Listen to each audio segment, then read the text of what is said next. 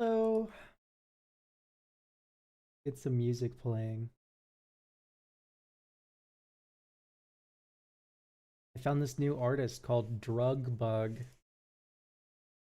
They're pretty goated.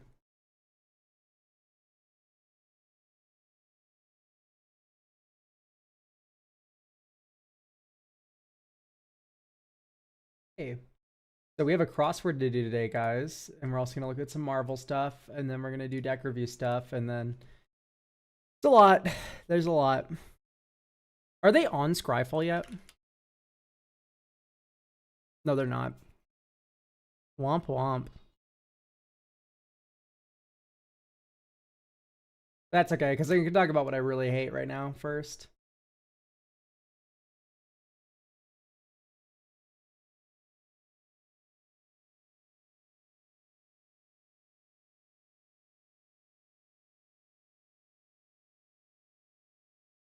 Okay. We have Aragorn the Uniter, chat. I'm doing awful today. And you're about to learn why. Aragorn the Uniter, non-black. The 14th Doctor, non-black. Omnath, Locus Creation, non-black. Kianos and Tiro of Miletus, non-black. They're all non-black, chat. Right? Let's add 4 more. Invisible Woman, Mr. Fantastic, The Thing, The Human Torch. There's no other 4-color legends. Why is it only non-black?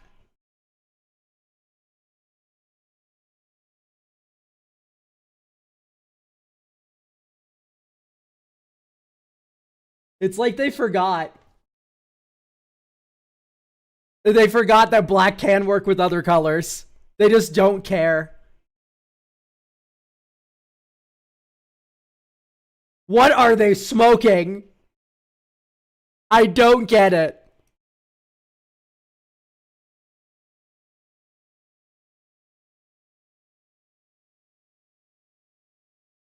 There's more spoilers, but that's the main thing I wanted to talk about. And guess what every color, what every villain is. Guess what color every villain is? They're all mono black. Unreal. This is some Kamigawa shit.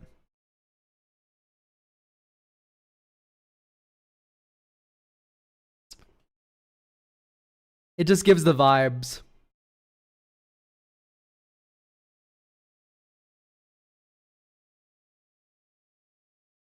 Weird. Okay, hey, wait, hang on.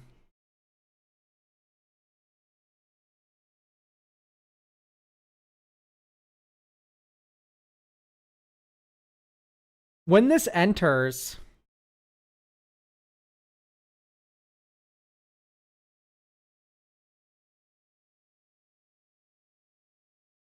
Is this Emery?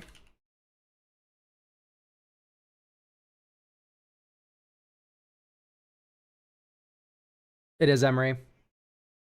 Luckily, I don't look at chat while I do this. Yeah, try to avoid putting the answer in chat.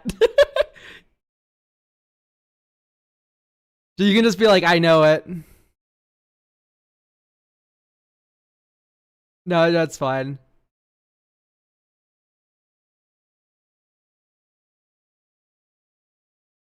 Enchament. This is an enchantment. Whenever a creature dies up to 1... No. Whenever a creature dies, Creature. This is like...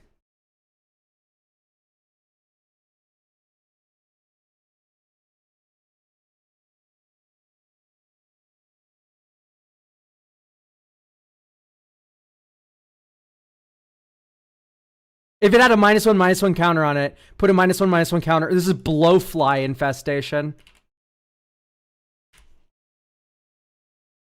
Whenever a creature dies, if it had -1/-1 counter on it, put that -1/-1 counter on a new creature.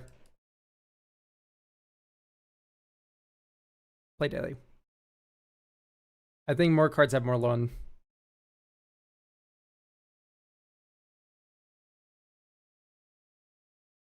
Ooh, Probably the one that isn't just a bad life gain spell.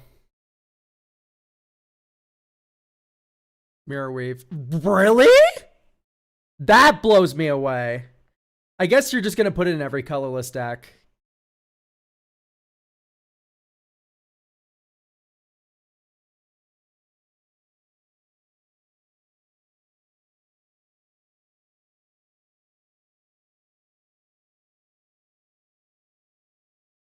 How are you doing? I'm doing well.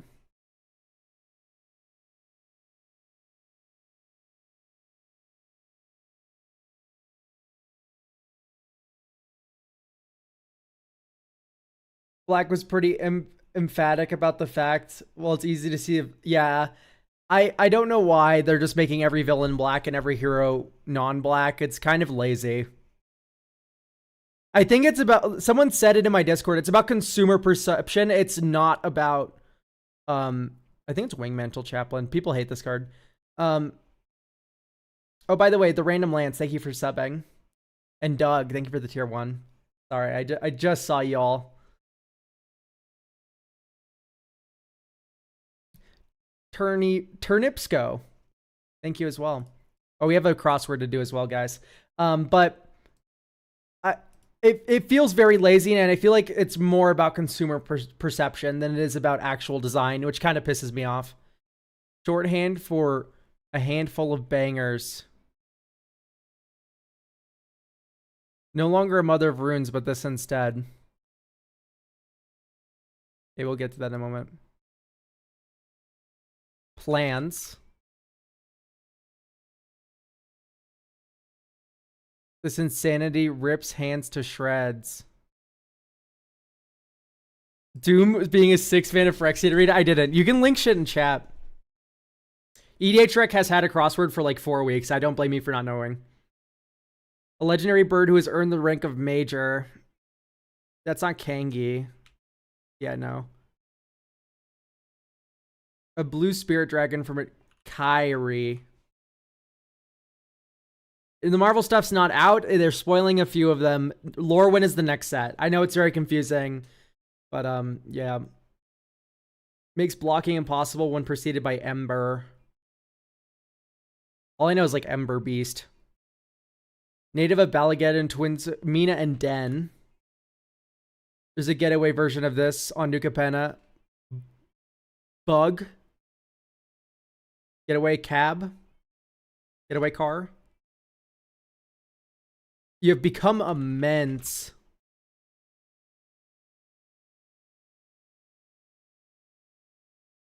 Thought, tome, or from existence, scour. Artist pros. Okay, I can't do any artist one. I'm very bad at it. I only know like 3 artist names. I'm evil.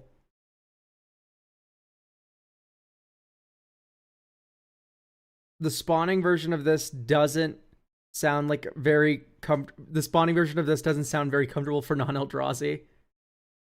Spawning. Yeah. Name the Skyclave Aura. Some blank must be bling. Some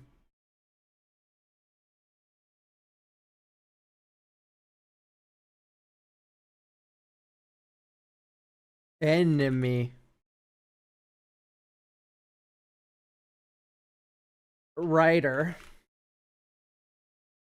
That code for dual decks, mind versus might. Or a dentist suffix abbreviation? PhD? I don't know. A non-human creature that can become mutate.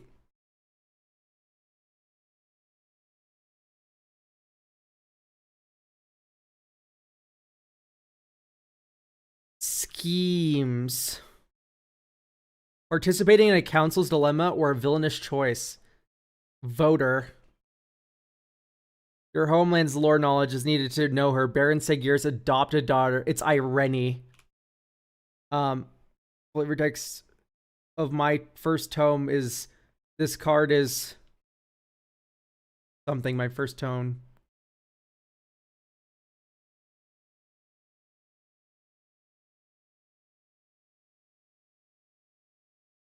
The ultimate nightmare for Wizards of the Coast consumer. This. For help, go to customerhelp.com. That's funny. I don't know. This insanity rips hands to shreds. Cloud, a plane shift pillow fort staple.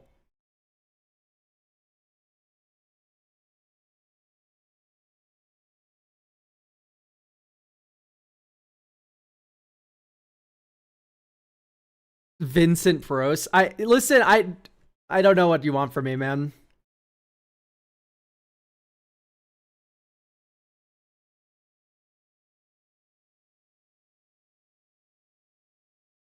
JC's to terrorize standard by sculpting these minds. Sir Conrad the Grim. This card is named my first tome. Good luck at a fair game. Good, this is a fair game. Bad, this is bummer luck.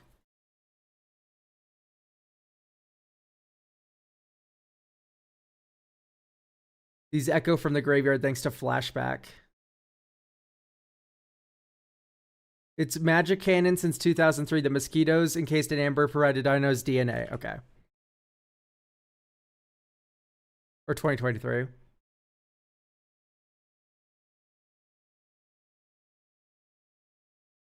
Vincent Pros has done a lot of art. The name is definitely familiar. It's not one I can just conjure off the top of the dome. You know what I mean? An Angel Tiana. Treebeard's the eldest of these. Ents. Dual code for might.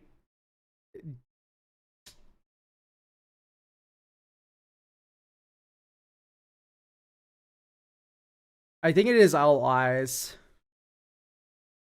These echo back from the graveyard. Plans? No.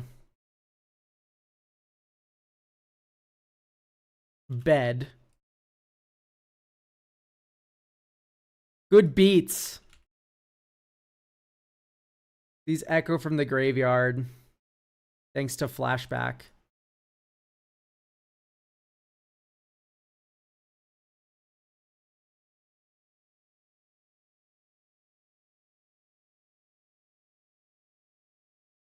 What the fuck is this word? Huh? These echo back from the graveyard thanks to flashback.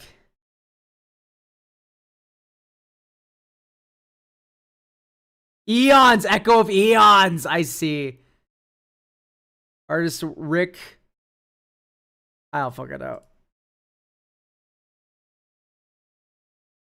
Artist. These are both artists. Are you shitting me? They need to stop.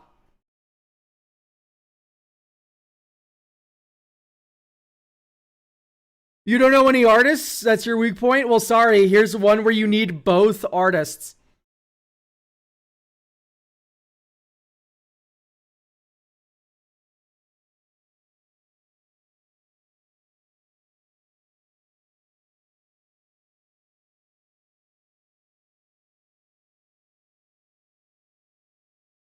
For a handful of bangers.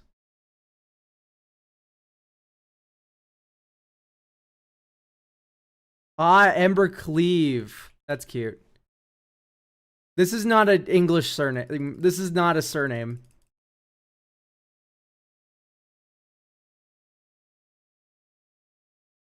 Okay, Damon Emond. Okay, I can believe that.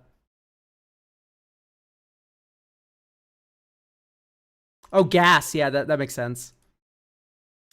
This insanity rips hand to shreds. A legendary bird who earned the rank of major. Is Shift? Cloud Shift. Yes. Okay, I see what you mean. A plane shift pillow fort staple. I guess, why is it a pillow fort staple? I don't understand that. Harrow. Shine. Norns.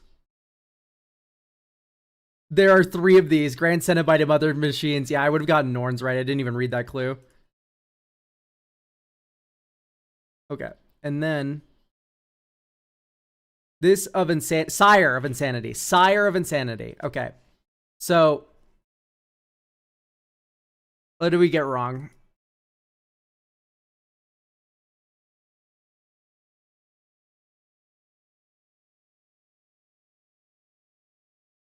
Your 11 across is wrong. Cloud shift.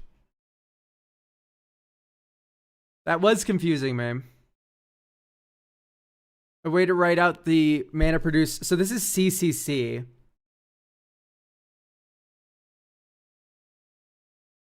CCC. Because that's the way to colorless mana from Grand Dynamo. So this is Cloud. Artist Brian, fuck you. No longer Mother of Runes, but this instead. Goons! This is Goons.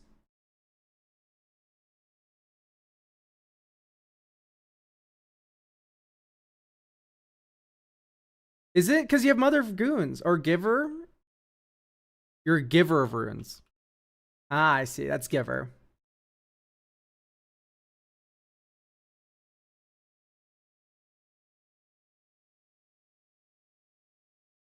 Fortified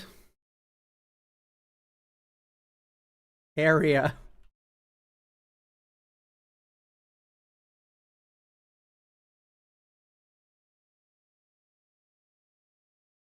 Service.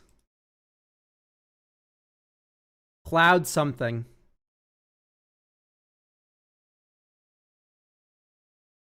I don't think this is area.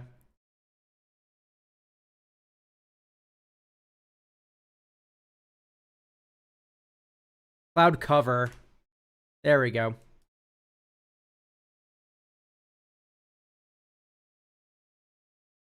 Let's look at cloud cover. Whenever another permanent you control becomes the target of a spell or ability, you may return that permanent to its owner's hand. I see, I see. All right. Well, we have deck reviews to do. Let's get into them.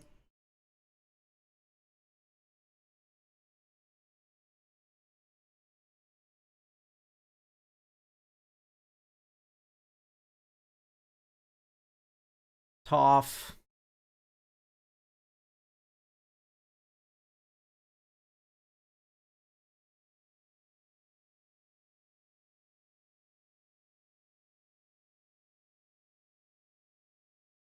Okay. So, no Scrandle today. Nah, I think we should get into stuff. Do we have Roto here? I'll watch later. I might be able to stop by, but that's might be at work or asleep. Okay, I see. UK time. So, read the blurb. See the primer for more details, but too long didn't read. Lands-based CDH combo deck. Aim for infinite landfall triggers with Lumra, Aftermath Analyst loops. Several other loops in the deck allowed to be win in silly ways if the plan gets interrupted. This is a 96 land Borborygmos Enraged casual deck, and slowly creeped up in power until I went full CDH. I've tried adding other colors, but they slow the game plan to a glacial pace. Okay, CDH is so good, it's nuts. It's CDH to go nuts. I want to show Toph off because I think it's a severely underestimated CDH commander. Okay. High Yuri Beast, that they say. Okay. So, let's duplicate this deck.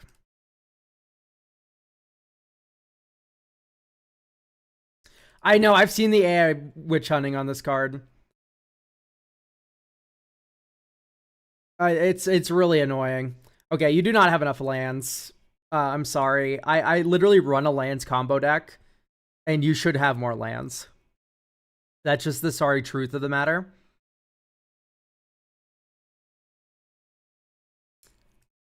Lightning Bolt kind of makes sense. I really don't like Autumn's Veil versus an Allosaurus Shepherd, which you don't have. So basically, all of your important cards are green. Like, we don't really care if Ragavan's getting countered, and then this one can't get countered. This is a land. This is a green spell. All of your spells are green. It's like Wheel of Fortune isn't. And that's fucking it. So, yes. Get in on the Allosaurus Shepherd. Next.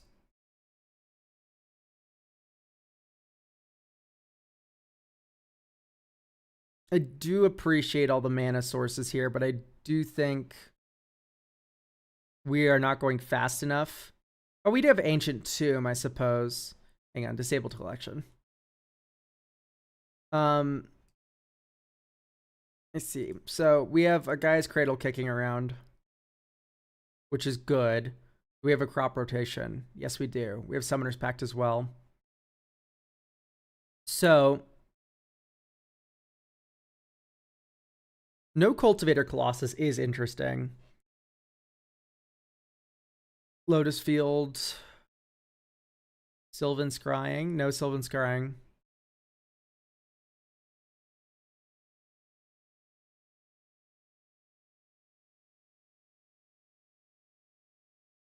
Station Land is way too slow. Tell you what, I'm just going to playtest this and see how it feels. I do think we just are on too few lands. I think.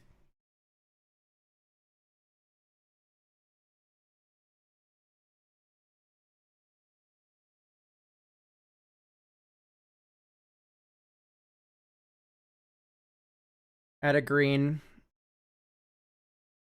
Yeah, like, we're going to be sixing. That seems really slow. I guess 6 works really well with, like, Lotus Petal.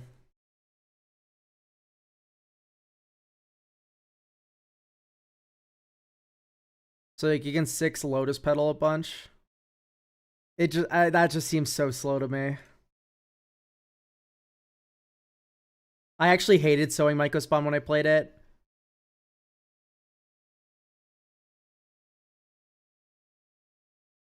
Two bounces in Aftermath. I mean, hang on. So we have 2 bounce lands, Aftermath Analyst. We also need Amulet of Vigor and a sack outlet, right? Because the lands enter tapped.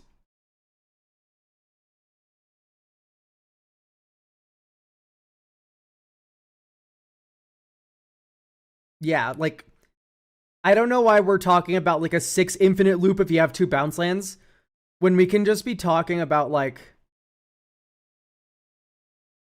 Yeah, you're supposed to run both. I think Spelunking and the Tiller Engine and the... Like, you want as many of those as possible. So listen, I think 6 is too slow. Fair, I'm just saying. Okay, I get you. But also, there's just better loops you can be doing that are way more consistent and easy to tutor for. I'm going to open Kura. This is my lands combo deck.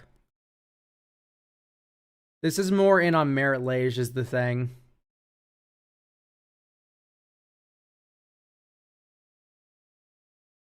I do think Oof is kind of required depending on your metagame, but I'm not going to make that call for you.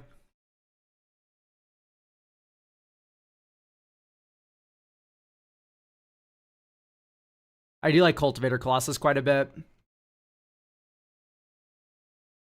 Do we have Glacial Chasm? We don't. I do think that is a mistake.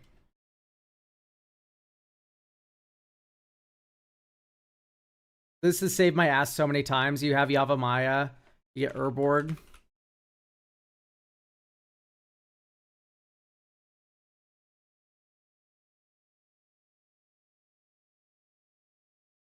Chasm hasn't come out much, to be fair. I know, but when it does, it's like, you kind of want it really bad. You're definitely not a Tabernacle deck, I can tell you that much.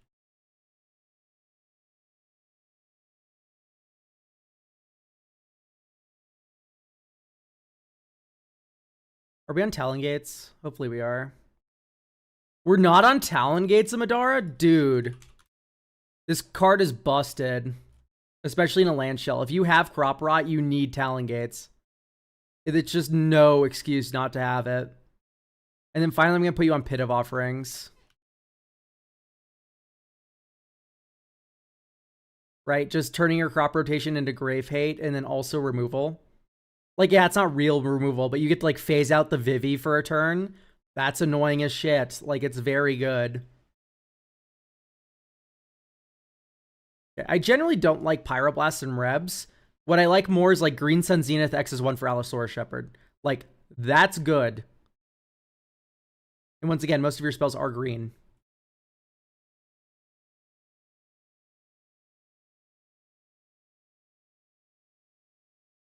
Okay. Wooded Foothills, Lotus Petal. Actually, let's go starting town. Stomping Ground. 1, 2, 3. Tireless Provisioner. Next turn. Wooded Foothills. Add token. Treasure. Treasure. Aeon, thank you for resubbing. Okay, crack the Wooded Foothills. ID equals 2. Type land.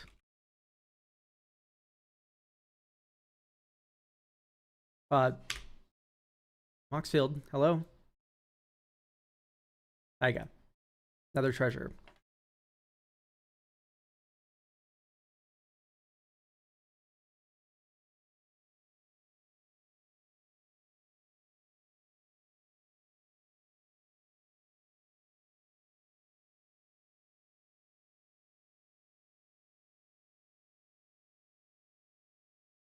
And Toph is pretty good.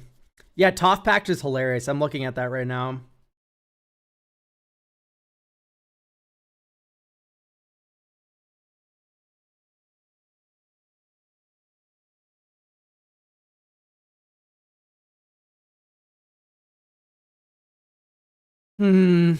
So we could like Toph Pact this turn.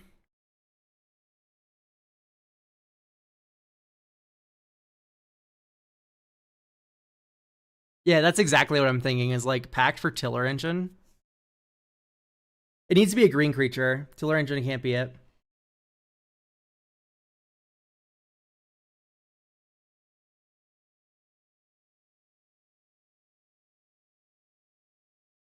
So you get Horizon Explorer. Okay, next turn, so we don't lose the game, we tap 3, 4. Dink, dink. Lotus Field enters untapped. We get another treasure. Sack 1, Toph. Get Summoner's Pack back after discarding Glacial Chasm.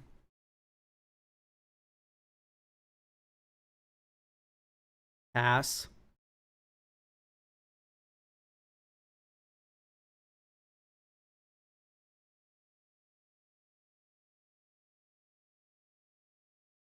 Turnips. Thank you for getting a deck review. Okay, so we Summoner's Pact. We get Aftermath Analyst. We also got a treasure. And then we go 1, 2, 3. Eldritch Evolution away, Toph. And we have, keep in mind, Redirect Lightning as a counterspell backup. Okay, so we Eldritch Evolution away Toph for Sylvan Safekeeper. And now what we can do is sacrifice a land, sacrifice a land, sacrifice a land, all targeting Sylvan Safekeeper. We tap those lands first, of course. And then we sack Aftermath Analyst. 1, 2, 3, 4, 5, 6, 7. Get it, chat. Okay, so Aftermath Analyst got sacked. Here we go. In response to the 3 land sacrifice triggers, we tap green, green, green, red. Then these 2 go away. And then we go 1, 2, 3. Crack this for a mountain.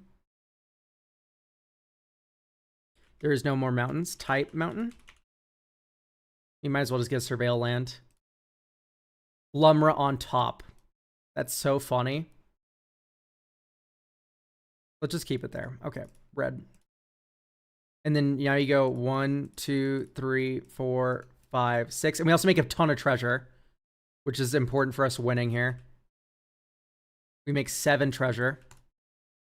Okay, 6 mana for Gladios. Gladiolos? I don't know how to fucking say that. Search your library for a land card, put on the battlefield, tap, then shuffle. Guys, great news. We're gonna get Shifting Woodland. Ta-da. 1, 2, 3, 4. activate Shifting Woodland on Aftermath Analyst. We also got a treasure when that entered. We are then going to sacrifice all of our lands. 1, 2, 3, 4. Activate the Aftermath Analyst. Okay, this comes back, this comes back, this comes back, this comes back, this comes back. These all come back. Now what we have is an infinite loop that allows us to also loot every single time. So we have one card to work with here. And actually the Zurin Orb makes it truly infinite here. We can gain infinite life. And then eventually, actually, we can Toph. You can't. Analyst can't be activated without 6. What are we talking about, huh? Analyst can't be activated in the graveyard without 6. I don't know what you're referring to here. Shifting Woodlands. Yes, Shifting Woodlands is right here. We're making Shifting Woodlands into a copy of Analyst. And then we sack the Shifting Woodland Analyst. And then we bring back all the lands. And then we Shifting Woodland onto the Aftermath Analyst. And then we bring back all the lands. And then we Shifting Woodland. Like, we are using Shifting Woodland here. We're not activating it from the graveyard. We are turning this into a copy of it in the graveyard and then activating it. Okay, anyway, the Zurin Orb makes this truly infinite, and we also mill indefinitely. And eventually milling indefinitely like this. We're going to hit more lands. And hopefully one of those lands says draw a card on it somewhere. Because these lands also come back, chat. Every single time we do the loop. Barb Ring is a damage outlet. We already won. We have Barbarian Ring already. Yep, we do have Barbarian Ring. All right, great. We win. Barbarian Ring is infinite damage. Norman Ring. Great. Yeah, so that works. I really like that loop with the Gaia Reach. That's a lot of fun.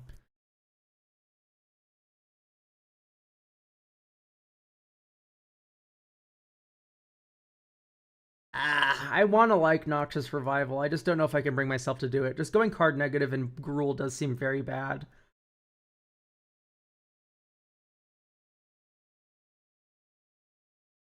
I do like all these land sack outlets. I think we would just be better by having an Earth. Like, we already have Urza's Saga to get Zurin Orb. In that game, we had Sylvan Safekeeper. What if we went on Field of the Dead?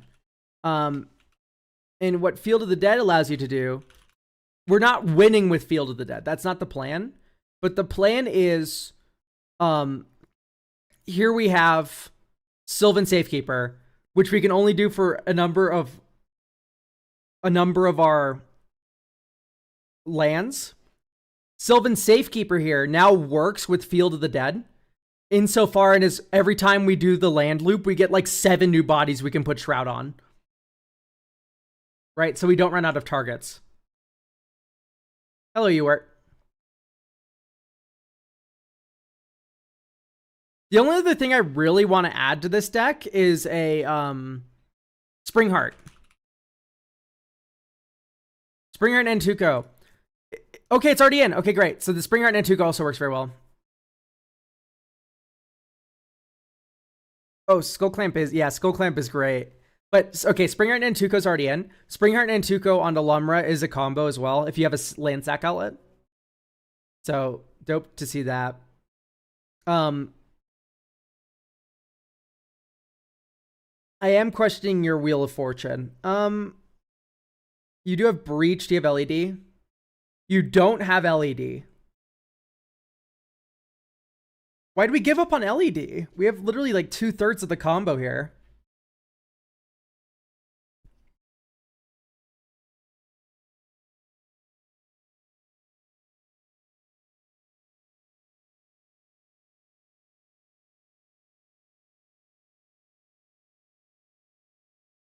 I should be on LED. Okay, yeah. So we'll put Lion's Eye Diamond in.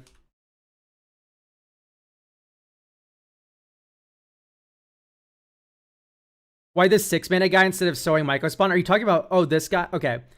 I didn't like Sowing Mycospawn that much, but that game felt pretty good.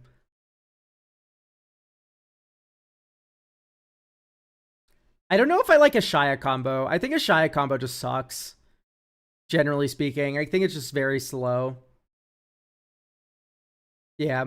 Sowing Mycospawn isn't green. That's why. I was wondering why. Manavelli, Uvenwald Hydra. This one's cuter than the Universe Beyond card. It's more beautiful. Ashaya has other infinite. I know. I'm just saying.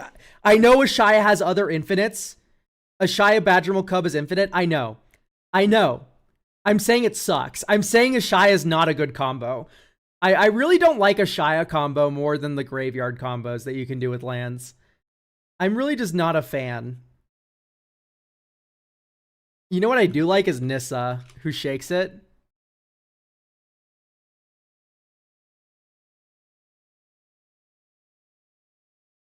So with Nissa in play and a forest, this is CEDH.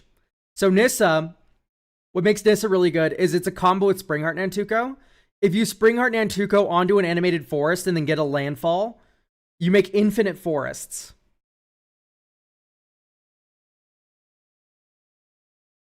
Why does it need to be green? It has a cast trigger. It needs to be green because of Summoner Pact, Maxiathon. You search your library for a green creature card. Reveal it, put in your hand.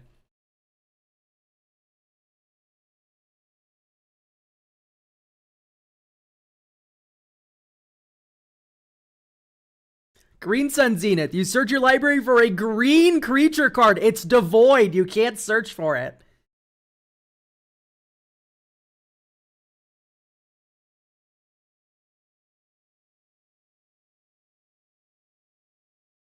Yeah. What I do like about Gladiolus is that he has red. That's the one thing he has over it. It's both a blessing and a curse.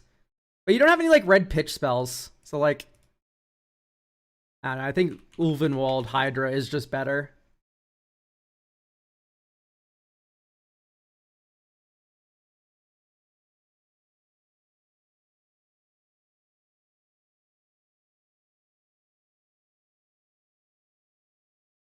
Anyway, I think this is about good to go. It's really hard to optimize a CEDH deck, but like I do think you need more lands. Like literally, like more lands was the entire point I was making.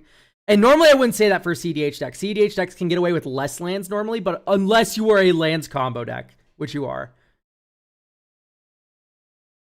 Like I don't think you can get away with less lands here.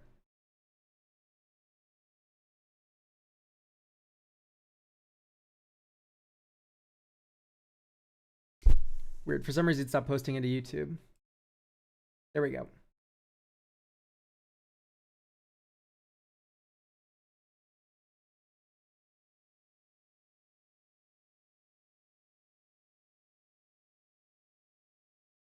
Anyway, thank you for the deck review. Next up is Danny, who doesn't have a link to their deck. But it was DM'd to me. There it is. I do always like looking at land decks. All right, Danny. Another Gruul deck. Today's going to be Gruul Day. Overall game plan of the deck is to ramp really hard early game to cast Hugs and use the spells he gives you to catapult even further, while also using spells like Life's Legacy to draw and recast him. Aside from all that, it's a big creature beatdown deck that has some infinite combats it can loop into. This deck is mostly got made since all the decks I've seen him use landfall, and I thought it could be something more unique. I'm fine with most other stuff other than fast mana, like Mana Vault and Moxes. The big issue is the deck is I'm real unsure of what big stompy creatures to go with, and I've just been kind of rotating between some and playing games that can take a long time. As for the list itself, I think one of the coolest cards in there is Mana Flare, which all the ramp I have lets me get some pretty strong values, as well as some recursion. I am very scared of Mana Flare. So my first question is are you really attached to the infinite combats? Because infinite combats aren't really something you're going to need in this deck. Wow, Shunt sucks.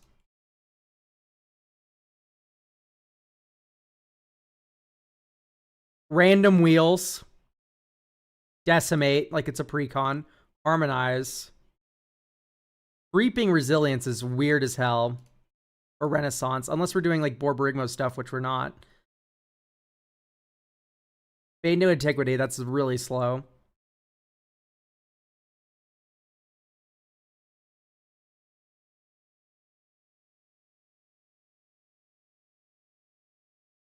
Too many regrowths.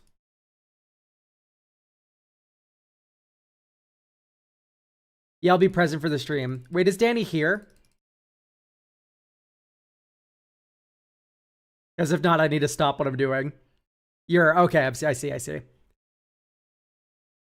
just realized I did not check if you were here or not. All right.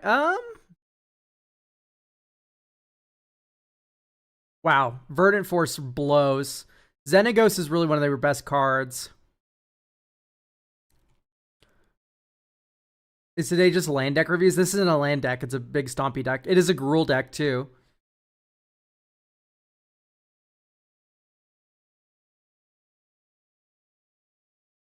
Okay. So we're not attached to the extra combat, so hear me out. I'm going to cut the aggravated assault and the oh, you don't have the 7-mana dragon that does extra combats either. So I don't like Kodama's Reach. Veil of Summer, who hurt you? Manifest Dread, exile an artifact, exile an enchantment. Okay, I'm getting the vibe that you do need to be exiling stuff in your play group, but there's better ways to be doing this. Harrow I hate unless you're doing landfall, which you're not. And even sometimes when you're doing landfall, I really don't like it. Okay, let's get Overgrowth. Arbor Elf. I've been really enjoying this mana package where you go Arbor Elf onto a land with Utopia Sprawl, Wild Growth, Overgrowth, and then you just like dink, dink, dink. All right, don't like Vandal Blast when we have... It's right here. We have Bane of Progress already. Okay. I'm vibing with the rest of this. I'm happy we have 40 lands. We can kind of just dive right into the meat right now. So, big monsters. I'm going to put a Kazul's Fury in. It is really good just to like launch a Xenaghost monster at someone's head.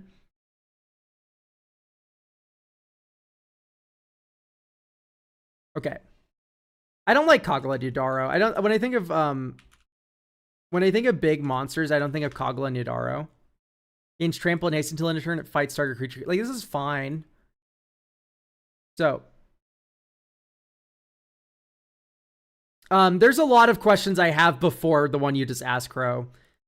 Ancient Adamantoise is funny. I think I want to look more. Hang on, I'm gonna remove Mana Flare. I'm so sorry. I can't do it. Mana Flare is such a dangerous card because it's not yourself. It's symmetrical. And if you're playing in a play group that can't win with Mana Flare, I feel bad for them.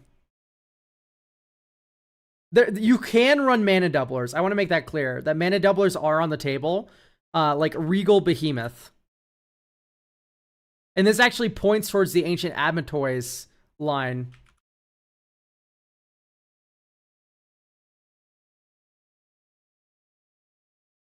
And it enters, you become the Monarch. Whenever you tap a land for mana while you're the Monarch, add 1 mana of additional color. Adamantoise. Damage isn't removed from this creature, but it doesn't matter because it's not receiving damage because of Vigor. All damage that be dealt to you and other permanency controls instead dealt to this creature. Instead, when this creature dies, exile and make 10 tap treasure tokens. So, Sort, MV, oh, Trample.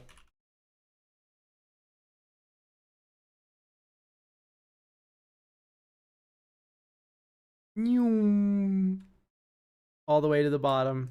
Okay, there's a million pages. Let's just do order descending.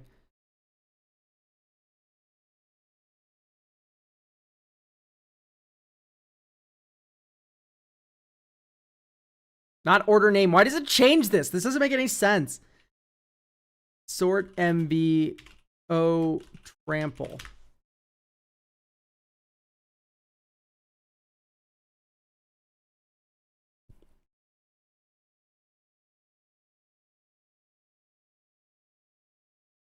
Scryfall's not responding. Great. I love you, Scryfall, I yell. Total mana value of dragons you control. No. Emrakul's way too mean. I've come to this conclusion. You do not want to be playing Emrakul where you are at. Galta is intriguing. That is 2 mana.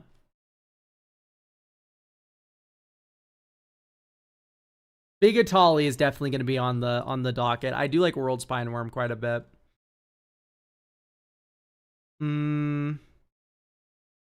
Okay, that isn't the double strikey one. I do like Bobo. I don't think we need Bobo though. We don't need Craterhoof. This Galta's pretty fun. It can make you lose though, because if you do that and then get board cleared, you lose. Vorinclex is a little mean. Yeah, Goreclaw, it would be very good in this deck. We'll probably add that.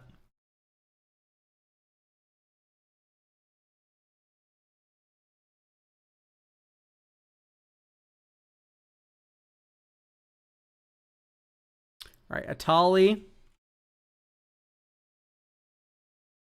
I like Bobo. I think Bobo can still be done. You just need to do like combo stuff with them.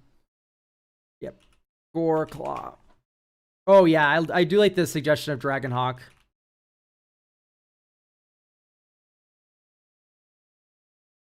We have Dragonhawk already. Okay, Gwenna. Eyes of Gaia. Bing.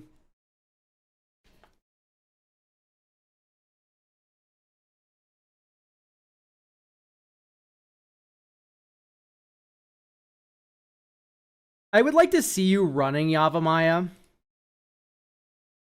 And the reason is you have Ancient Tomb.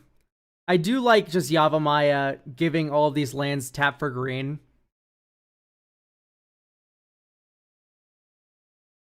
Yeah, there's a lot of non-creatures, so Rurik Thar's a little bit weird.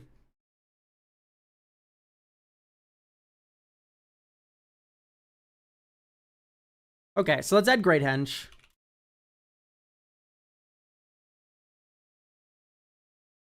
Damn, we're fucking $62 now. This card is not that good. Never mind. Greater Good I'm not too into. Is Dragonlord Atarka on the menu? No. Glacier Godma. Glacier Godma is a totally okay card. I would like a Tireless Tracker. I would like a Garruk.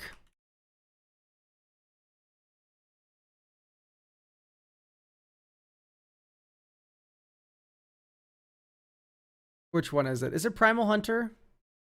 Yep, draw cards equal to the greatest powerbomb creatures you control. Oh yeah, Garruk's Uprising as well. I can be convinced about Rhythm.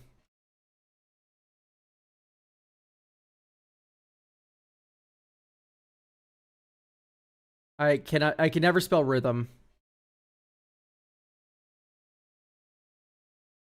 Rhythm of the Wild. And then I would like a creature that's uncounterable that also makes other spells uncounterable. Counter. Can't. Sort MB type creature. Apex Devastator is definitely fun.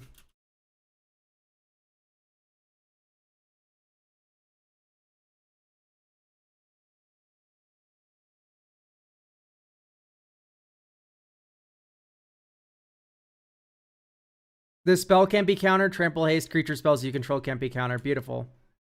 Yes, I know Rhythm already makes stuff uncounterable. So there's this thing called redundancy, Crow, where you're not going to see the Rhythm of the Wild every game.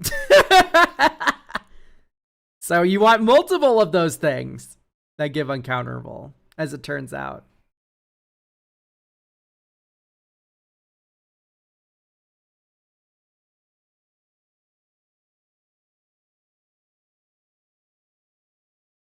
Okay.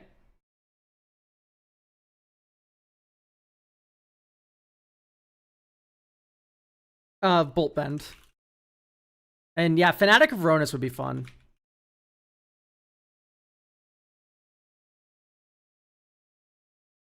Oh, we already have Bolt Bend. Beautiful.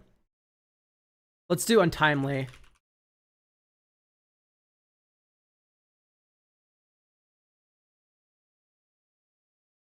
Draw. Cinderglade tapped. Next turn. Mountain.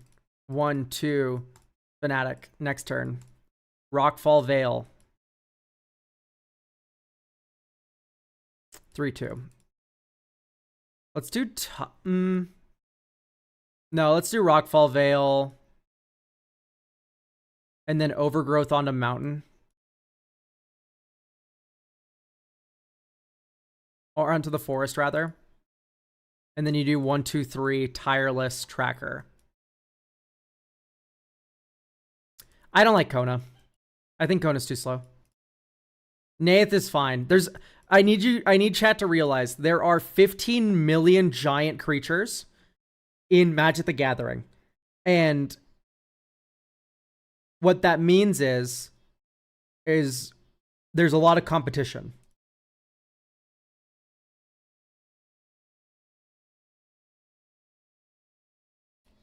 All right, we need to go 1, 2, 3, 4, 5. Garrick minus draw 3. There we go. Kazul's Fury saves the day. The 41st land. Add token, clue. Okay, we need to cut Springbloom Druid. All right, crack the clue. This gets a counter. It's now a 4-power creature. 1, 2, 3, 4, 5, 6, 7. X is 3. 1, 2, 3. Until the end of our next turn, we may play these cards. And we miss our land drop, even though we have 41 lands. Oh, wait, now we go Disciple of Freyalise. Turn over. And then that gets us another clue. We do miss our extra land drop. Anyway, I'm going to cut Springbloom Druid. That was not a good showing. Oh yeah, did you manage to try the Archenemy Cube Elk? Try? No. I'm not even done building it yet. I need like 20 more cards in it. But it's looking pretty good. I'm gonna cut Rampant Growth as well. I just don't think we need to be ramping that hard on 2, and the ones we should have are just the good ones, the 3 visits and whatnot. And I think we're much better served by like Fanatic of Ronis and Gwenna and like other dorks that tap for a lot of mana. Hell, Somberwald Sage would probably be pretty good in this deck. Let's get with Mr. Beast in here.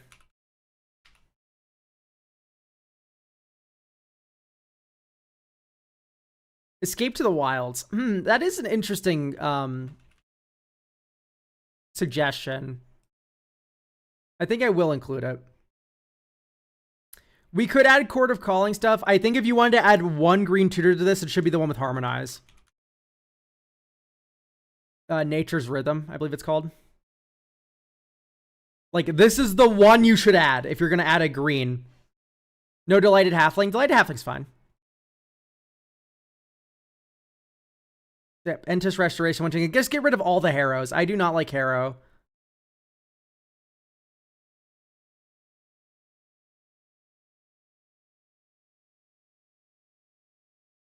Probably Overwhelming Stampede out. You just don't need it when your monsters are this big. Is Green Sun Zenith in? No. Why should Green Sun Zenith be in?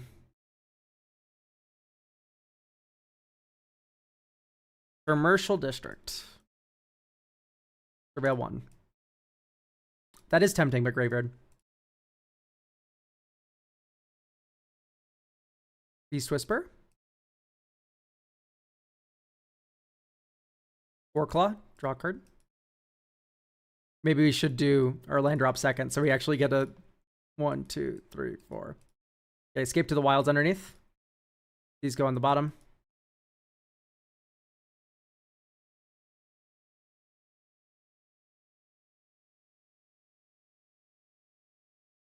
Okay. So this turn, you go 1, 2, 3, 4. 1, 2, 3. So we exile 3 cards here and draw a card.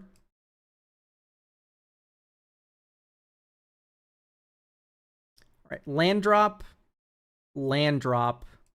Mosswort Bridge, Escape into the Wilds. We now exile 5 more cards. 1, 2, 3, 4, 5.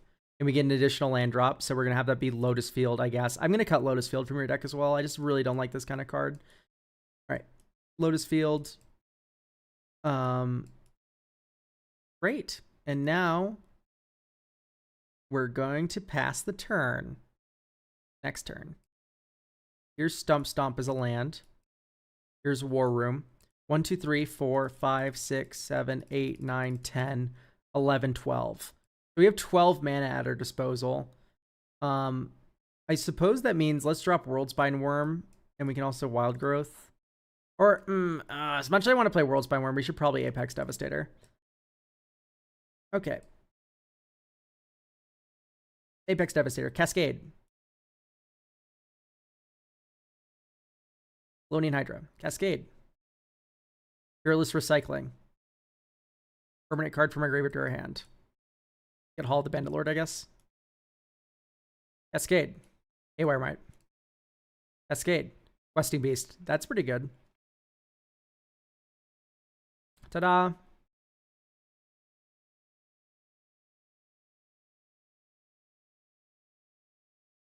Dink. Dink. Hooray. That was turn 6. Okay. Hall of the Bandit Lord should be Arena of Glory.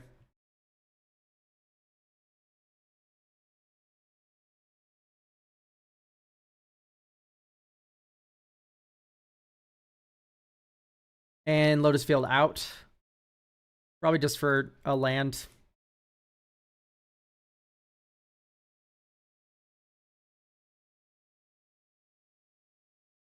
Well, we're not going to be doing Splendid Rex anymore because we took out all the land sack.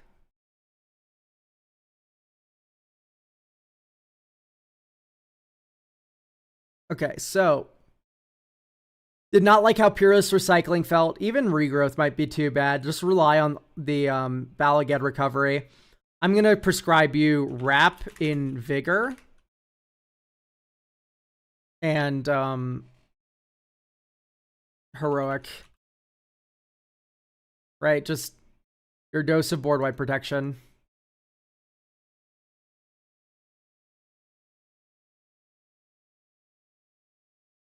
Bushwhack can take a land out. I do like that idea.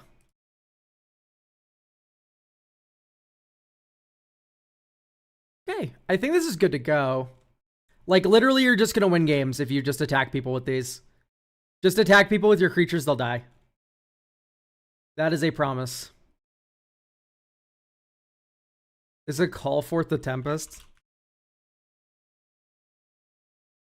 Isn't this like the Cascade one? There's no U. Wrong fourth.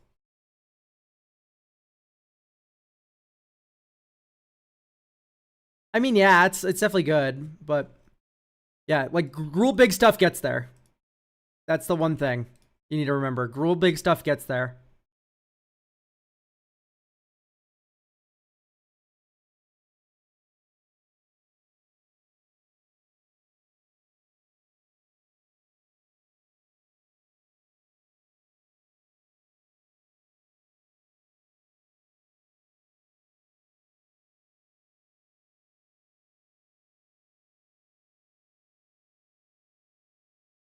Hang on, sorry, I got a ping on Discord. Okay, I see. Anyway, thank you for getting a deck review.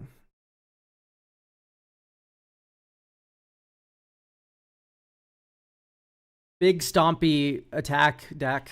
Always fun to look at. Mael. Okay, we have another Gruul adjacent deck.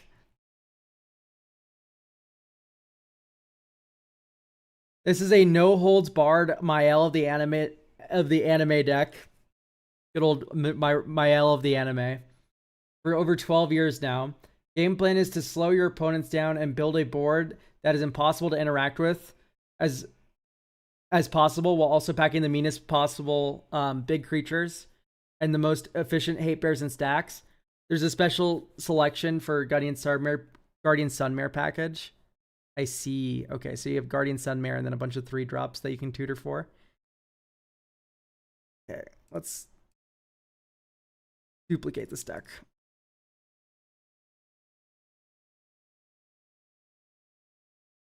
All right. Absolutely no restrictions. Maximum Cutthroat. The biggest issue the deck faces is Early game consistency and late game board wipes while being the archenemy. Suggestions for cheap, reliable card draw would be nice, or things to potentially cut to make room for more important roles. I'm submitting this because I've worked on the deck for so long. I want another set of eyes. Really appreciate it. Okay, you're a long-time lurker. Cool. Okay, so we have a few number of lands, but we have land cyclers, right? 1, 2.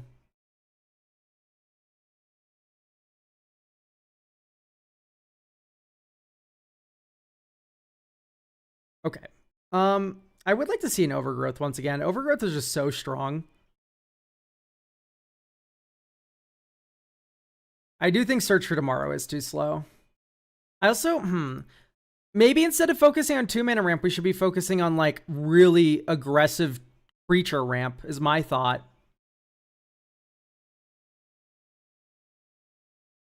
Like, let's go full Doric, right?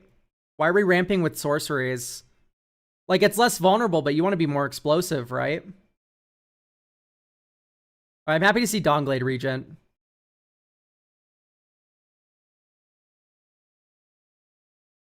Okay, 1, Arena of Glory. This is not the battle that puts 2 lands on board. This is the tutor one. All right. Secondly, Nature's Rhythm. We were just talking about it.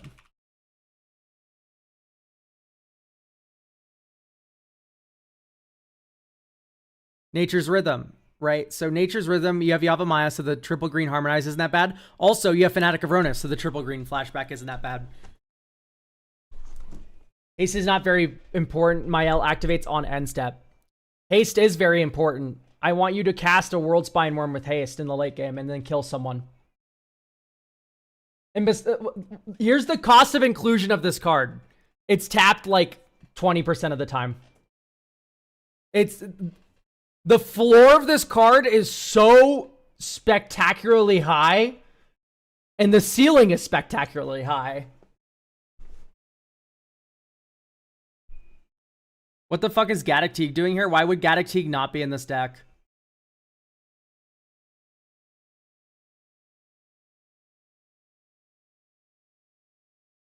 What the fuck is Gaddock Teague doing here? Moral support? What are you guys talking about? Gaddock Teague's so good in this deck. Are you guys insane?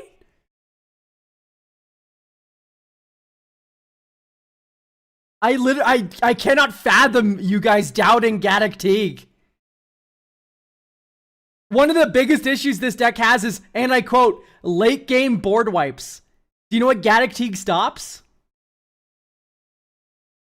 Late game board wipes. It's real simple math.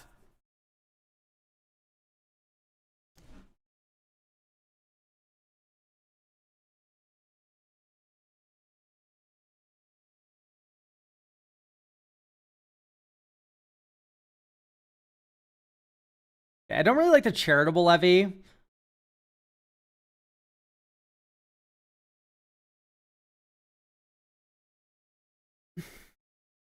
I'm going to replace your Rest in... it sucks, because Rest in Peace does do one thing better, which is that it goes earlier. The thing it does worse, though, is it's not a creature.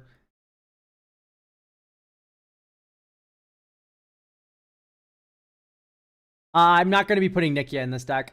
Cream of the Crop, I also feels like a little bit weird. It's not card advantage, it's just card selection. Like, I get the vibe, you go like, oh, I get to look at the top 6. You know, but it's like, Cream of the Crop is so fine. It's so okay. Cream of the Crop is so okay, you need to believe me. You are literally, like, you are brainwashed by this card. It's really not that good.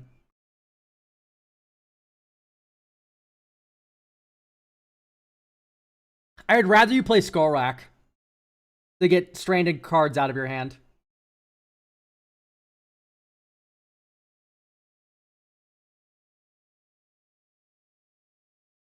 I do have Rack. Great. Also, top 3 cards. I can't like it. I just can't like this top deck manipulation. You dig 5. I can believe you on Cream of the Crop, but I will never ever believe you on Miri's Guile. Keep in mind, I play a top deck manipulation deck, and I have never been tempted to put Cream of the Crop in Kinesos. And he like makes a giant sea monster.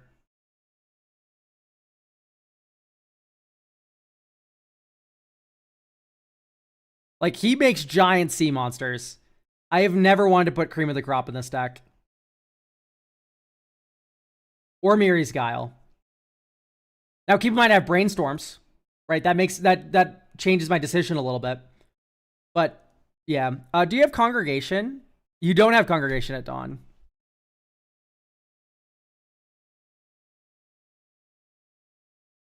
I can't help but feel like that's a mistake. I know what the card does, the random Lance. Lance, I know what the card does.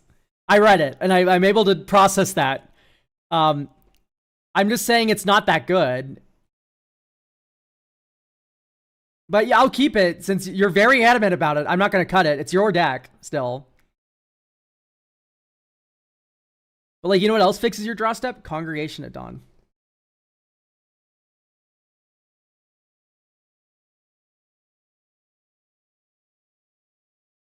All right.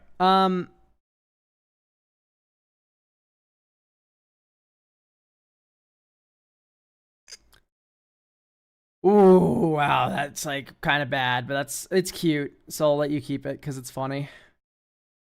It fights something.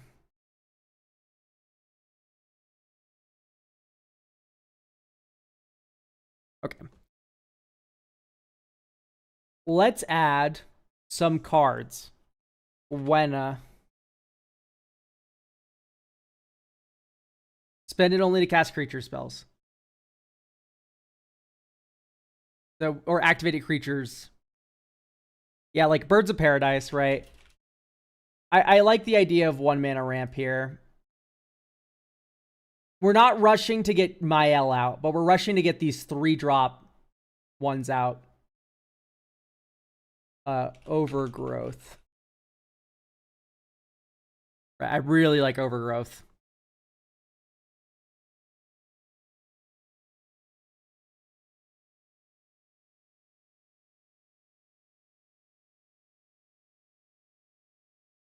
Okay, I don't like the signets. I like signets in green decks when we're doing like delirium stuff. Agatha really does leave something to be desired, I think.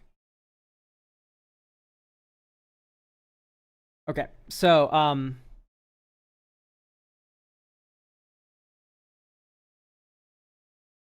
let's run Delighted Halfling.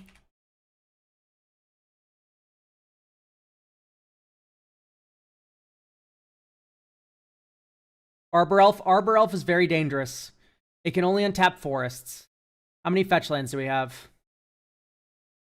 1, 2,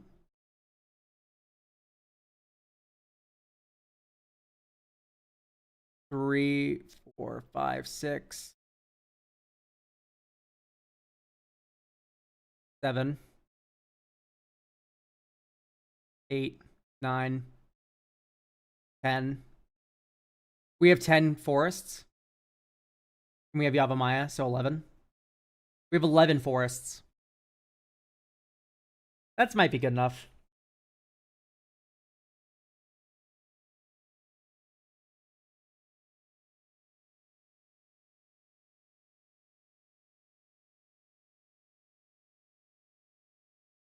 All right.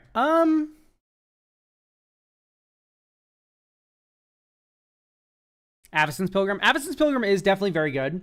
I'm gonna argue for like Selfless Spirit. Like I want to put like Spectacular Spider-Man in this deck because I've had such good experience with it in Kellen. And keep in mind, Kellen is a very similar deck to this one, where I am trying desperately to lock the game with Bruna Gisela and then Gaddock. And then you kind of set up like Spectacular Spider-Man here, Mother of Runes, and like you go super ham. Mother of Runes is actually probably better, huh?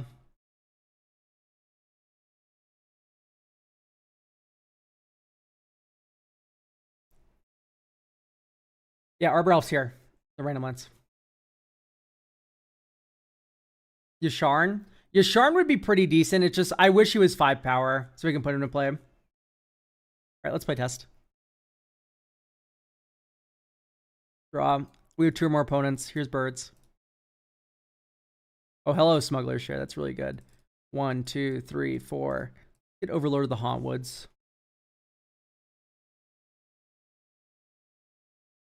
Rootbound Crag. Would enter tapped. So let's do Windswept Teeth. Pass. Practice. Would you cast my L here? I'm on the edge of no. Because she's not really that useful.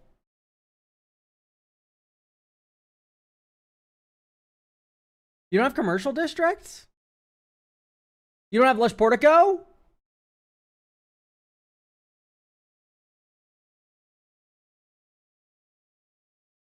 What are we doing?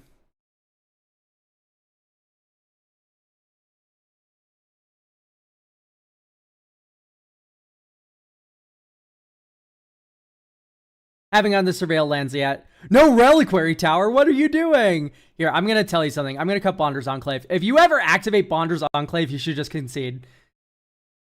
That's a free piece of advice for you.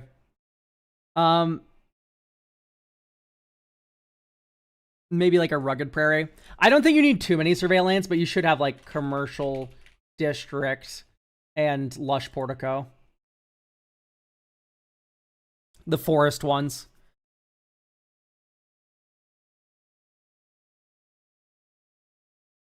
Yeah, like look how good it is this turn. Windswept Teeth pass. Crack this. Get commercial. Commercial district. Surveil 1. Enlightened Tutor. I'd keep that. Pass. Enlightened Tutor. Overgrowth. Like us to the top. Sacred Foundry. 1, 2, 3. Next turn. 1, 2, 3. 4. Or 1, 2, 3. We can go Gwenna here. I think you just want to cast Vorinclex though. 1, 2, 3, 4, 5. Vorinclex. Forest. Forest. These are basic forests, right? Nope. Forest cards.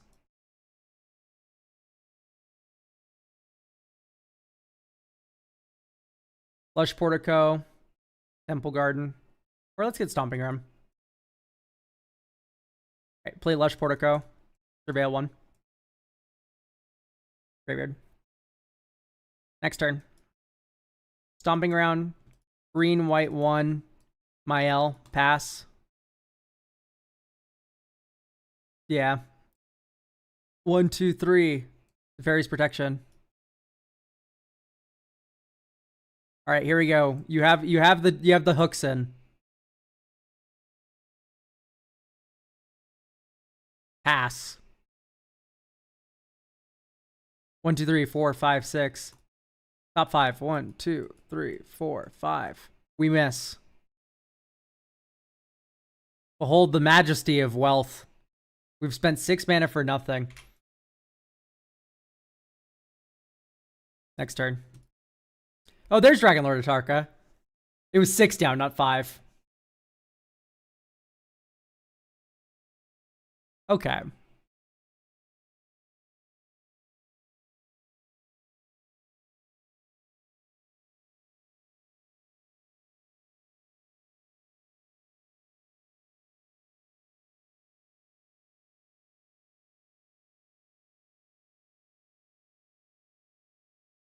I think we did just get supremely unlucky. I don't think that indicates anything.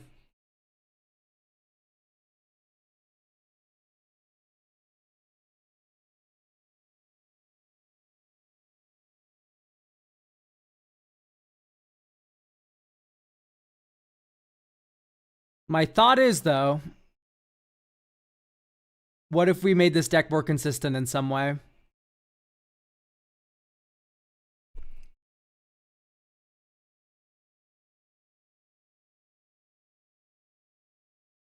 Top, library, look, top, right up top. Okay.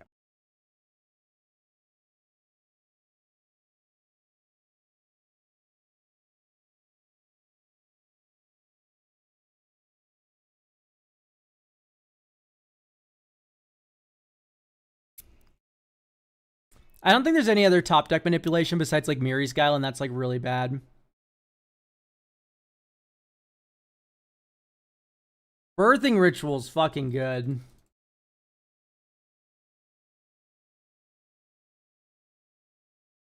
I don't like Sensei's.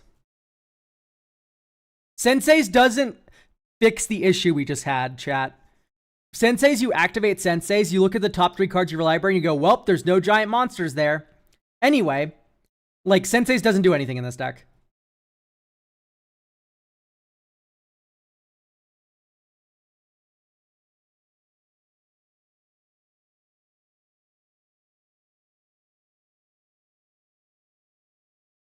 Okay, so we added Birthing Ritual, which I really enjoy. It just lets you spend one giant monster into a different one. Monstrous Vortex is too greedy. I think let's get rid of another form of advantage to make room for the Ooh, you know what? You know what? Actually, Gwenna is outclassed by something ancient.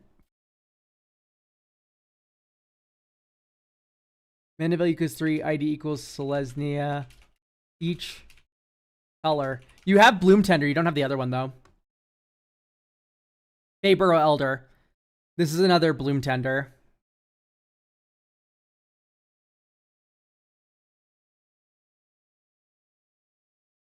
Sylvala's very good. It's my main issue with Sylvala is that we're not doing Sylvala shit until we've already done Mael. So that feels a little weird to me. Sylvala definitely explodes the game once you've activated Mael. It's just activating Mael the first time is the problem, I think.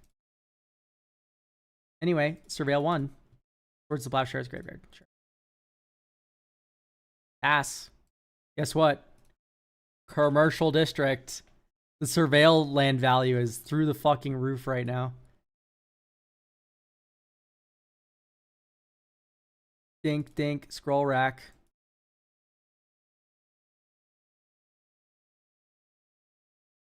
Put this on top, put this on top, put this on top, put this on top. Draw 4. Now let's get rid of Hydrogen. Draw 5. 1, 2, 3, 4, 5. Very good. Okay, that's actually very good. So next turn, what we do is 1, 2, Plane Cycle. And we get like Temple Garden. And then we draw for turn. Chalk in a temple or a Temple Garden, pass. And then you go 1, 2, Beseiju your shit. Next turn. Reflecting Pool. 1, 2, 3, Mael in play. It just sucks because we don't have a protection spell. But like if Mael gets targeted, we could go yoink. 1, 2, 3, 4, and then go 1, 2, 3, 4. And then this would go on top like boop, boop, boop, boop. Anyway, we get a Nature's Claim, sure. Okay, and then here you go, Sacred Foundry, pass. 1, 2, 3, 4, 5, 6. 1, 2, 3, 4, 5. We got some good options. I think you go with Dawnglade Regent. We're now the Monarch, and our shit has hexproof. I don't know if I like Sneak It. So Perforos doesn't work. Please read Perforos. Perforos says a red creature card. Like 6 of our creatures are red. It's red or an artifact card. So no, Perforos wouldn't work. Secondly, Sneak Attack is tempting. However, I think we would need more like flicker effects before I'm really interested in a Sneak Attack kind of deal.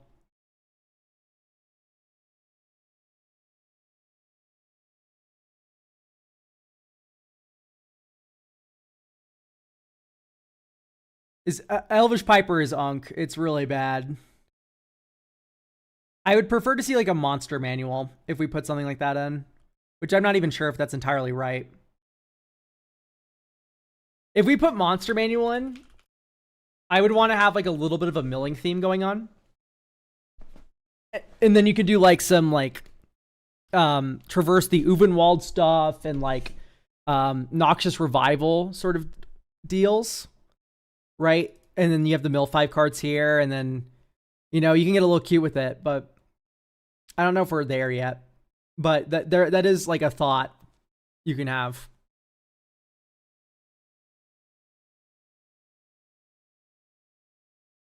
Modern Horizons 3 Eladamri, I don't know is going to work very well. My main issue with Modern Horizons 3 Eladamri is that our curve is just so high. Xenagos the Reveler, maybe. You know what? Oh, you mean like the Planeswalker?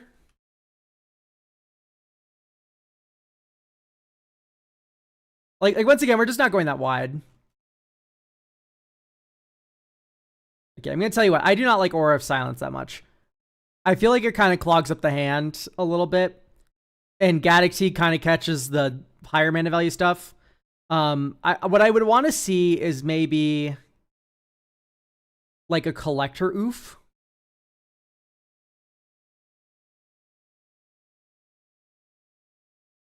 Like this is what I want more than anything, I think. It was mostly removal for Sunmare, but yeah, like I think that's way too cute. Sunmare's fun, but like just get this with Sunmare. I have not changed the Sunmare package that much. I just made it more castable.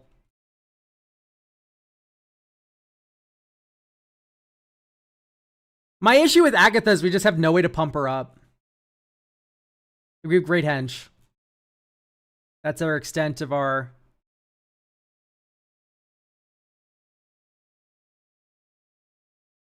Okay. Prismatic Vista, get Forest. Next turn. Okay, we're going to watch Birthing Ritual in real time crack this game wide open. Planes. I'm actually going to cast Mael.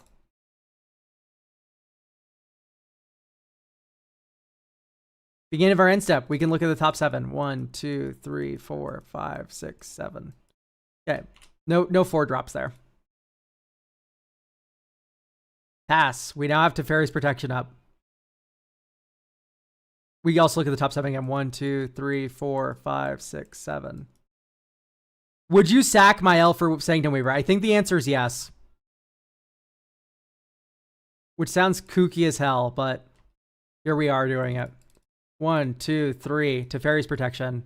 Next turn. Windswept Teeth.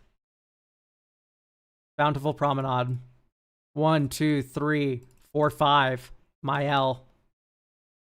Okay, top 7. 1, 2, 3, 4, 5, 6, 7. Get Mother of Runes.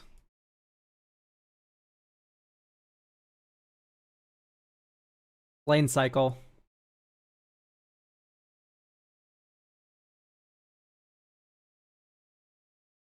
Next turn.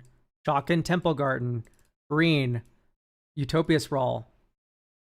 1, 2, 3, 4, 5, 6. Activate Mael. 1, 2, 3, 4, 5. Terror of the Peaks. 1, 2, 3, 4, 5, 6, 7. Okay, no such luck. Okay, Protect Mael or Terror, whichever one you want. Like, Mom just goaded there. 1, 2, 3, 4, 5. Seedboard Muse. Okay, great. Now you're off to the races, right? 1, 2, 3, 4, 5, 6, 7. You could, like, do some weird Disciple of Freyly stuff, but I don't think you do.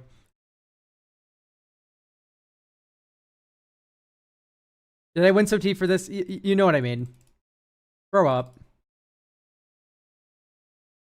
Right, so now you're just...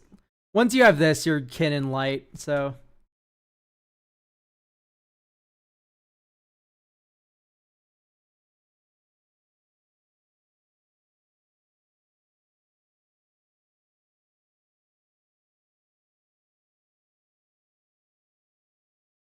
I don't think there's anything as good as Avacyn doing its job.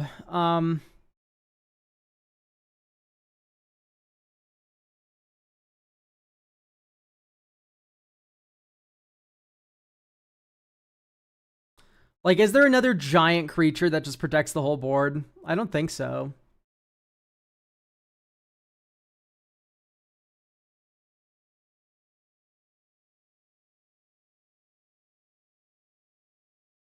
Like, there's Sigarda. But that only protects against sacrificing.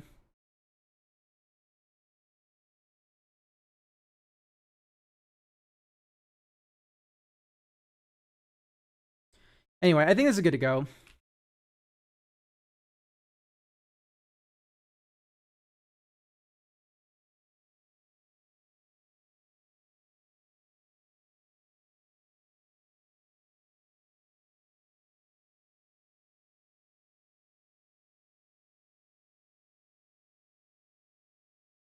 Avacyn? That's what we were talking about, yes.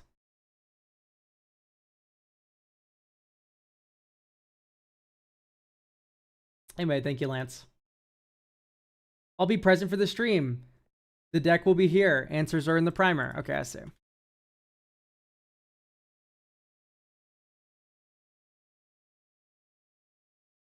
Okay, Mantheon.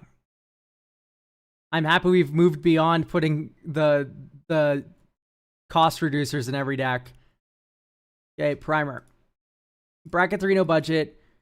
You must be getting close to my 10 deck anniversary. The only Mardu deck I've made before this was my first commander deck, Celeste Rune Knight, which was basically combo aristocrats, so this is a new theme for me. Please don't cut Wand of Wonder, Anti-Causal Vestige, or the Final Fantasy Scene Box cards. Okay. So.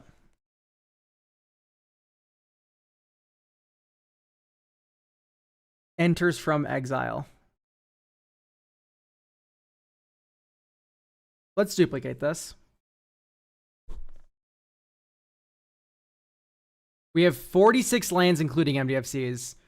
We've officially crossed the threshold into too many lands. This is too expensive to activate. It's on theme, it's just too expensive to activate.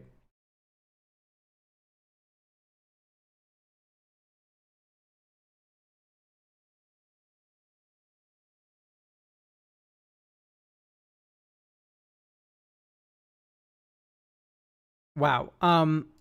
It's fine, I guess.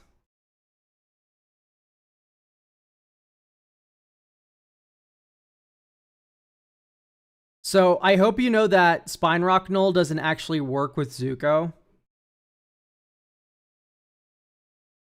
And neither does Windbrisk Kites, because you're casting the spell from exile. Or whenever you cast a spell from exile. Okay, that was only when a permanent entered. My fault. So they do work. It's just fine. They're terminally fine. So yeah, I guess just go with Windbrisk.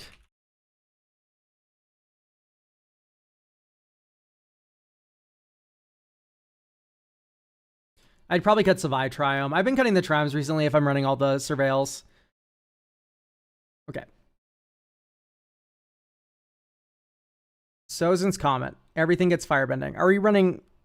Yeah, we're running infinite combats. Like, we don't need to do this to win the game with an Exile Matters deck.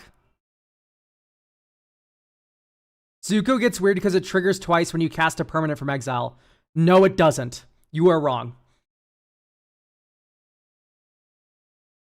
You cast it from exile, it goes on the stack, it enters the battlefield from the stack. It is not entering from exile if you've cast it. This is the same thing with Triarch Praetorian. When this creature enters from a graveyard, you draw 2 cards and lose 2 life. This does not trigger if you cast it off Luris.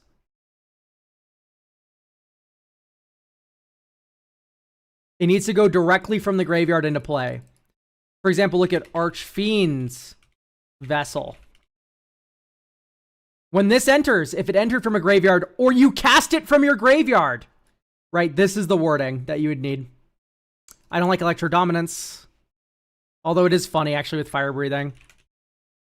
I see a lot of the time people just run Electro Dominance as a removal spell. I'm like, what are you doing? But no, it's actually kind of funny. I like the Eerie Interlude. I'm very sad not to see Ghostway, but I guess that kind of makes sense. I'm surprised to not see Hang on, let's get Urza Saga. Yeah, Urza Saga is terminally fine. And it's also just a colorless source in a 3-color deck. I would like to see the Pinnacle Monk.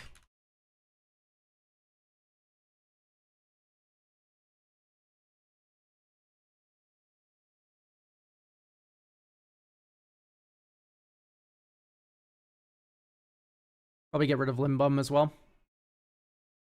Got the infinite combats once again.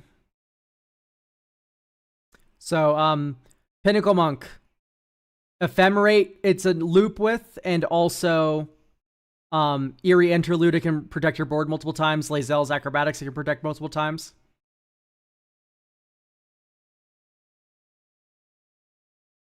Exile any number of non-token, okay.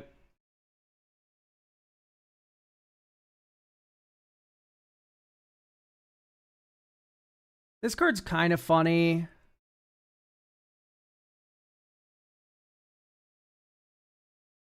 It's just you've left me little choice because I can't cut any of the scene box cards.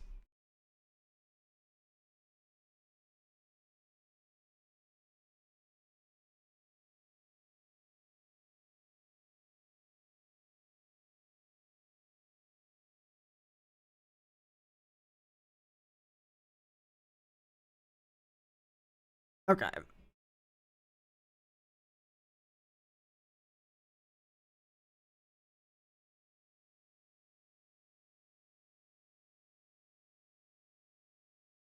I don't know if I actually like all the firebending. I think we should be leaning more into exiling stuff, right?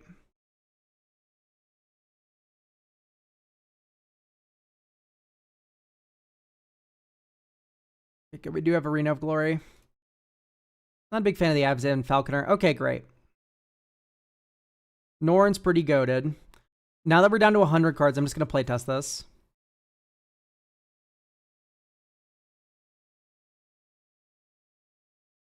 Can't keep that. I hate Wheel of Fortune. What are we doing?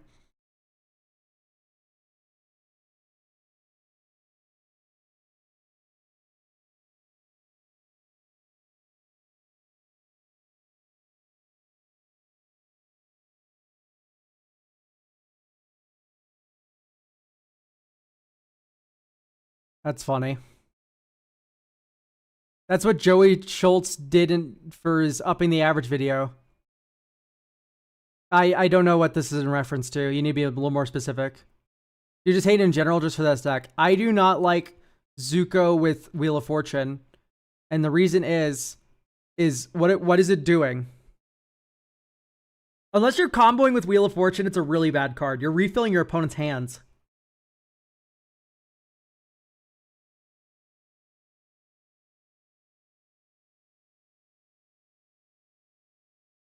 That's what cutting out firebending. Yeah, like firebending just sucks. I don't. It's sad but true.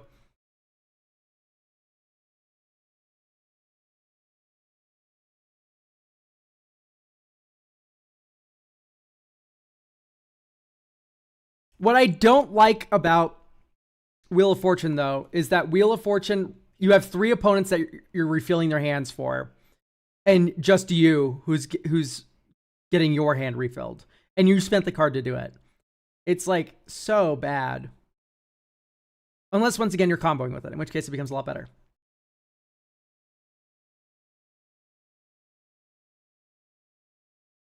Let's add a teleportation circle, I think. I think teleportation circle can be a good amount of fun here.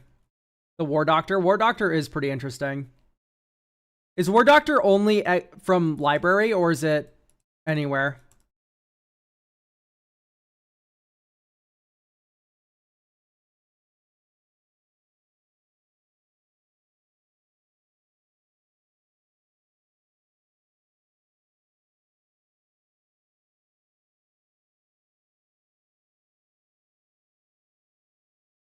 Type swamp. From anywhere. Okay, that is a little interesting. You were showing it just fine. Come on. Surveil. Professional Facebreaker staying. Okay, great. Think. Dink, dink, dink. Professional face breaker. Next turn. Turn over. 1, 2, 3. Lelia the Blade Reforged. Boop, boop. Exile the top card of your library. Bajuka Bog. Treasure, treasure.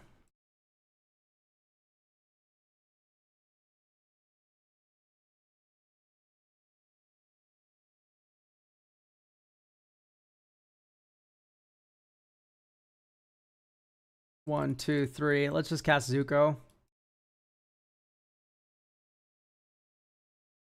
Dink, dink, dink. Firebending 2. We don't have double white for Appa.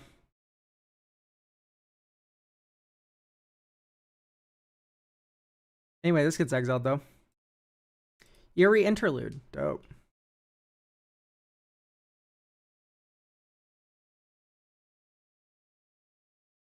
White.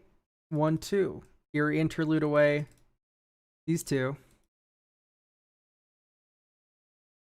Dink, dink.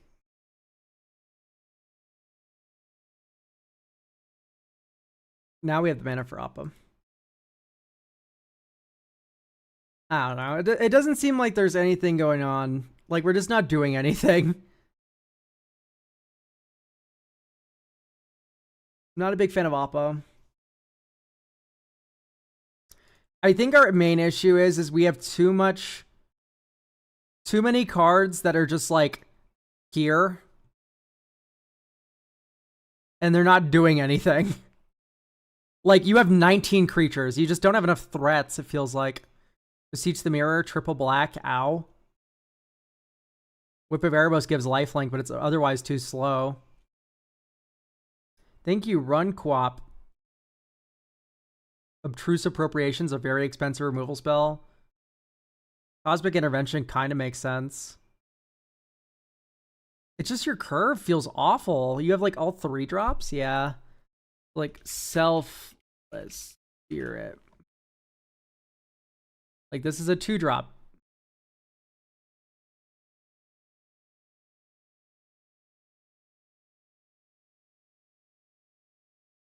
Yeah, I'm gonna get rid of Cosmic Intervention. Toxic Deluge. You already have a bunch of Wraths that are pretty good.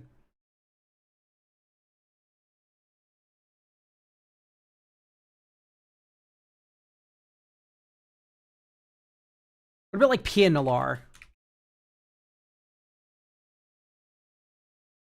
Council of Revival. Whenever you play a land or cast a spell from exile. Inti's perfect. Great. Yes, absolutely. Inti Seneschal of the Sun.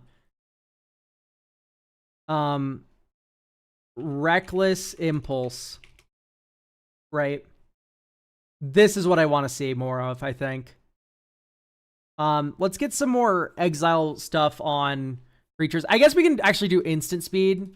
Type instant. Oh, exile. Oh, top. Like, you have Commune with Lava and stuff, which hopefully is already in. Nope, it isn't. Exile top cards of your library until the end of your next turn. You may play those cards. You just dump Firebending into that.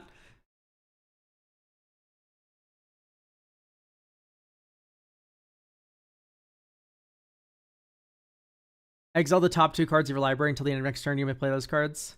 Yep. So just dump Firebending mana into that.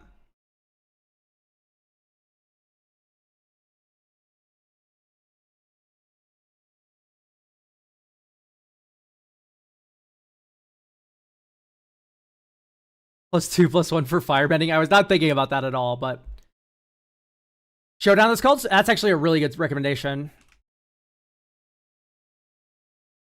Mother of Runes. It's just kind of a tried and true pick for a giant creature deck like this.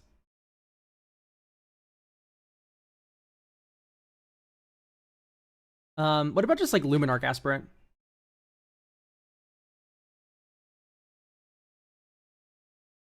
Just put a counter on a creature you control.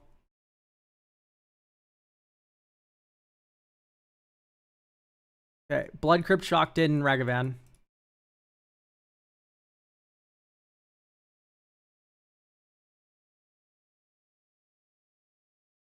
type plans.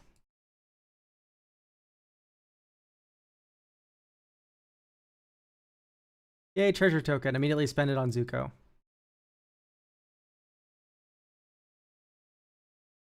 Surveil 1. Graveyard. 1/2 Soul Ring. 1/2 Shadow Spear. 2. Equip Shadow Spear to Zuko. Think. Make a treasure token. Also, Firebending. We can play these until the end of our next turn. Speaking of our next turn. 1, 2, 3, 4, 5. Terror of the Peaks. Hey, that's a counter for Zuko. Make 4 mana.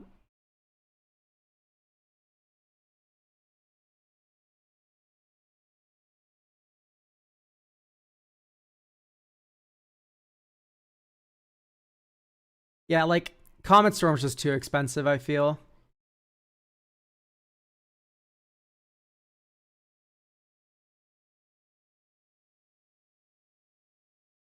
Honestly, Electro Dominance going...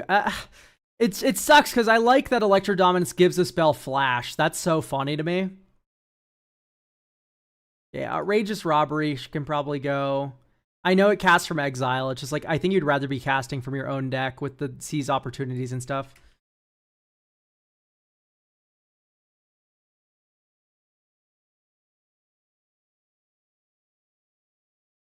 Till the end of your next turn.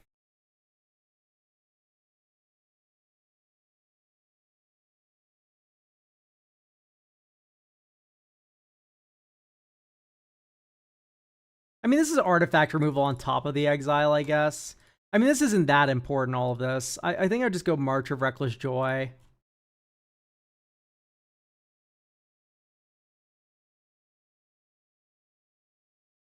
Until your next end step. That doesn't work. It needs to be until the end of your next turn. It's just more preferable.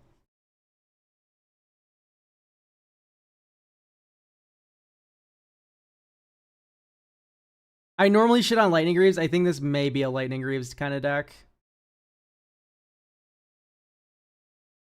Except Eerie Interlude doesn't work through it, which is a little awkward.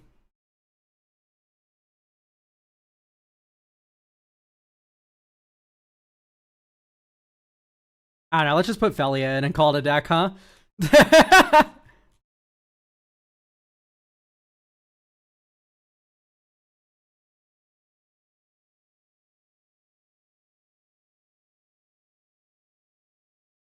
Your Soul Ring being so good. I think Soul Ring sucks in this deck. Giver of Runes.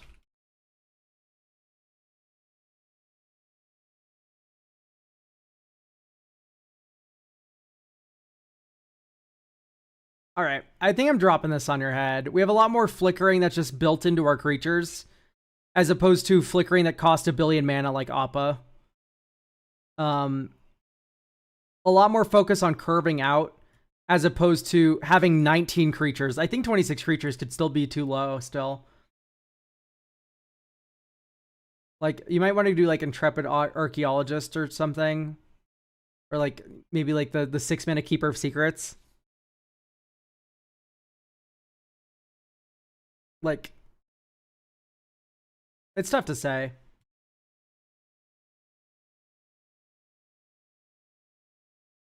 But it should perform a lot better for you now.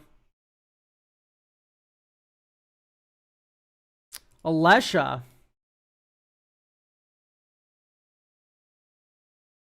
We have J-Man.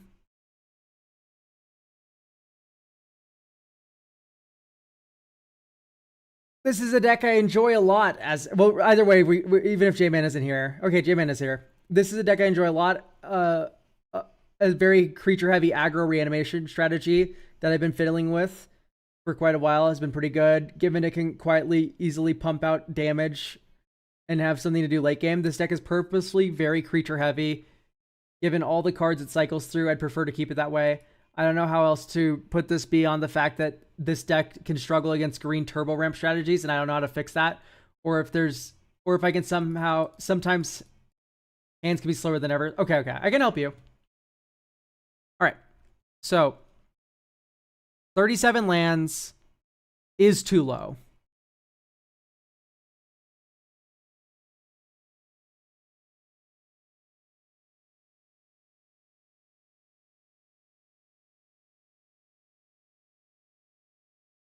I think one of the most important things about Alesha is having something in the graveyard when you cast her on turn 3. And then having something to attack with. Is this an unfounded belief?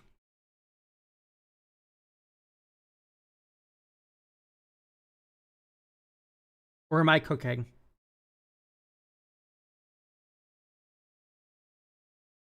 I think you just don't have enough 2-drops.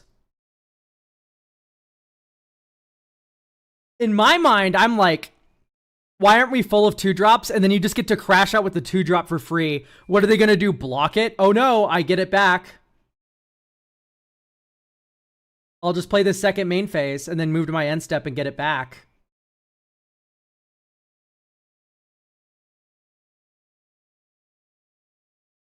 Yeah, I don't like Overlord. I think it's too slow. There's not a lot of 2-drops that do something relevant. I'm going to prove you wrong as best as I can. Mobilize X. I do like Baragorf. Drana. Drana makes sense. I like Gut. Is stripped to one target artifact. You can squat it.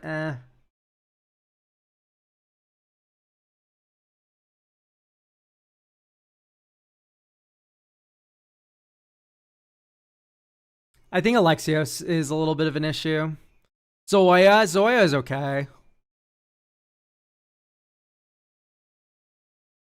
Bloodletter's a bit hard to cast, but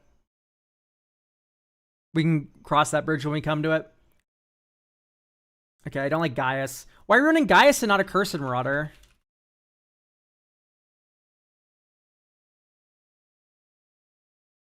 Oh, we already have a Cursed Marauder. Okay.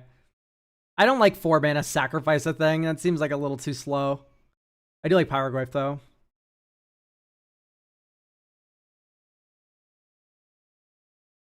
Okay.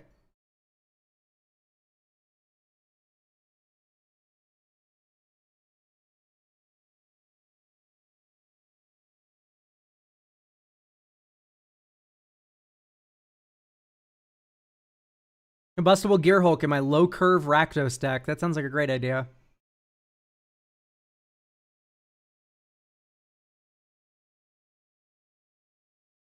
I'll believe in Bladewing for a second.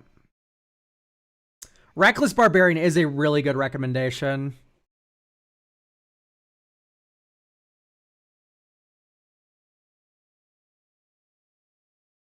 I am a big fan of that recommendation. I do like Unstoppable Slasher a lot. The only issue with Unstoppable Slasher is that when it comes back, it's a little my issue with Blood Pet is also a good recommendation. Unstoppable Slasher comes back by itself is what I'm meaning to say. So it doesn't come back with a Lustrous trigger, it just comes back by itself, and when it comes back by itself, it comes back with a ton of stun counters, which is really annoying. You know what's really good with Alesha? It's Judith.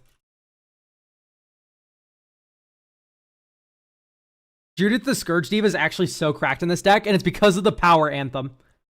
The +1/+0 is so good. I know this because I run Alesha in my Judith deck. And this comes up all the time. I do like Charming Scoundrel, yeah. Just like, I loot away a 2-drop. I'm Charming Scoundrel. Charming Scoundrel's already in, you scamp.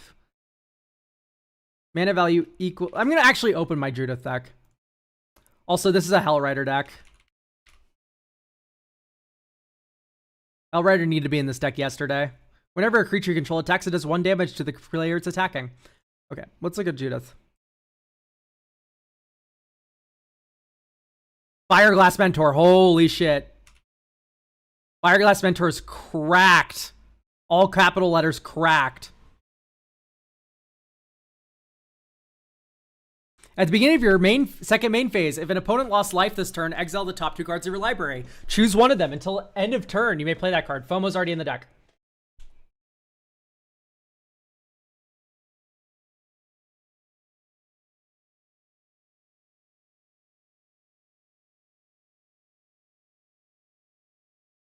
The difference between my Alesha and your Alesha is my Alesha brings back 3 drops right away.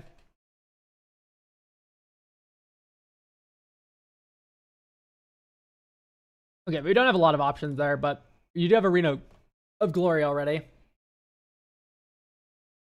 Alright, so Ogre Battle Driver? No, I'd rather do like Enduring Vitality at that point. How many goblins and rogues in the deck? Are we talking like a banneret? It's like not a lot. Anyway, let's just do type creature, sort, mana value, discard. Because like you can do like Putrid Imp, right? Putrid Imp's like stupid in this deck. Or am I crazy?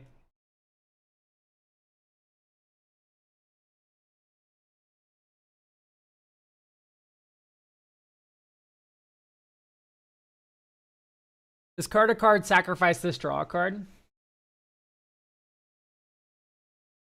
Isn't there there's Spider Kitty?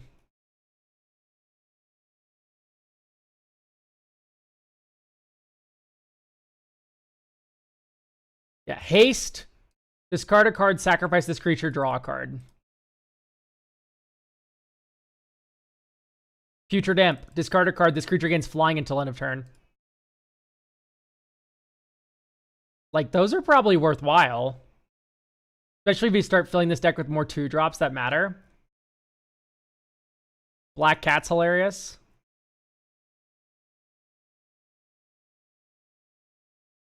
I mean, you don't just have to discard either. You can run, like, sack outlets. Is Chainer here? I don't know. Chainer wouldn't matter anyway, because the creatures come back on our end step. Unless you just mean as a discard outlet, in which case, it's 4 mana.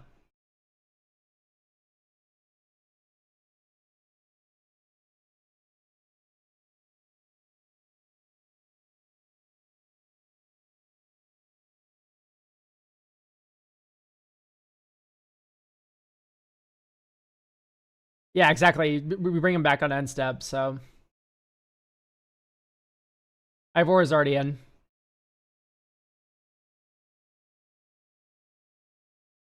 Beginning of your pre-combat main phase, you may discard a card. If you do exile the top 2 cards of your library and choose one of them, you may play that card this turn.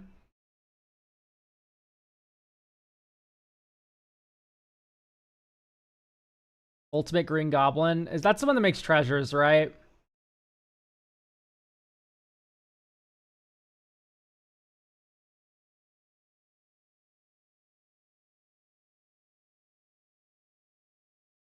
I think our curve is just too high. That's the main thing that has me concerned about this deck.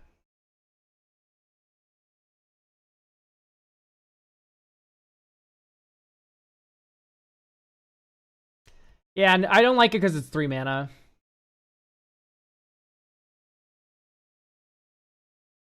If it was 2 mana, now we're talking.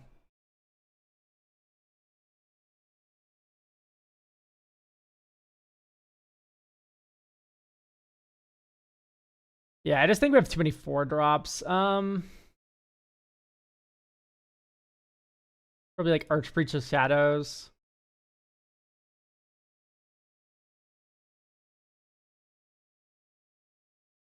I want to try a play test with Bladewing in the deck, though.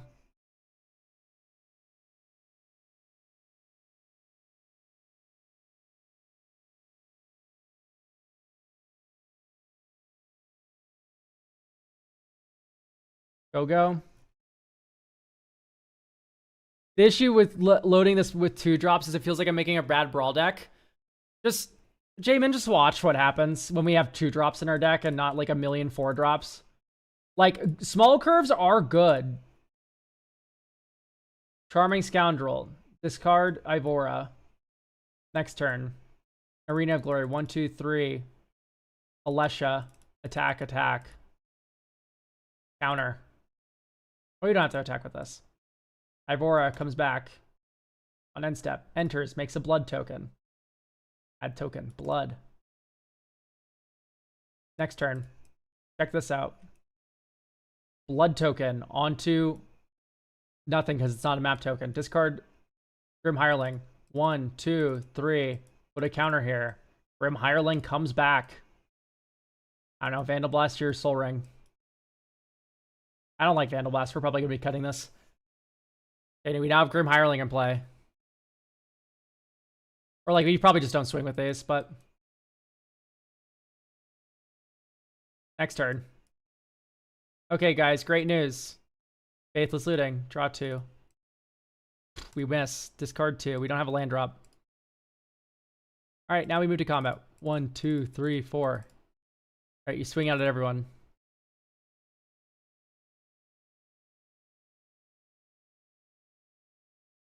Yeah, Carnage wouldn't be bad. Having creatures that resurrect other creatures is really funny. Anyway, we make like a couple treasure tokens. And then Charming Scoundrel dies, and you just go, okay, great. End step. Pyroglyph. You know, blow something up. Bring back Hellrider. Actually.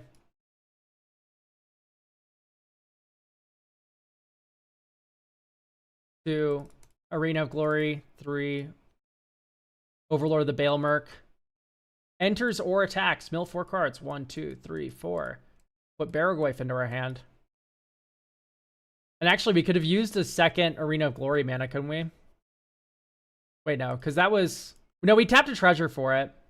So yeah, we still have a floating Arena of Glory mana. Hooray! We can Barrowglyph. Because you can split that across 2 creatures. Then our Pyroglyph shoots something.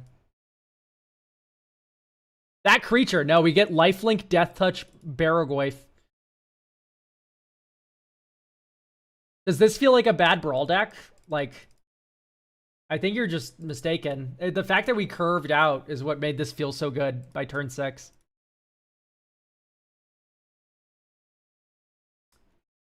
I'm gonna cut Faithless, or I'm gonna cut Vandal Blast for a Tibble Trickery. This is just like board wipe protection. I really want to put Saw in half in this deck. Because you just have so many creatures that are good in multiples. And you already have Pinnacle Monk. Yeah, I'm going to put Saw in half in.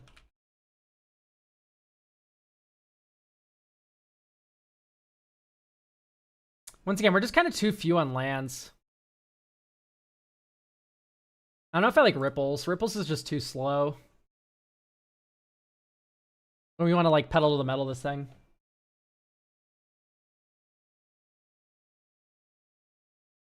I did not feel like Bladewing would have done anything that game. I would like one more land at least, but probably 2. We already have Sending Eruption. Is MDFC type land?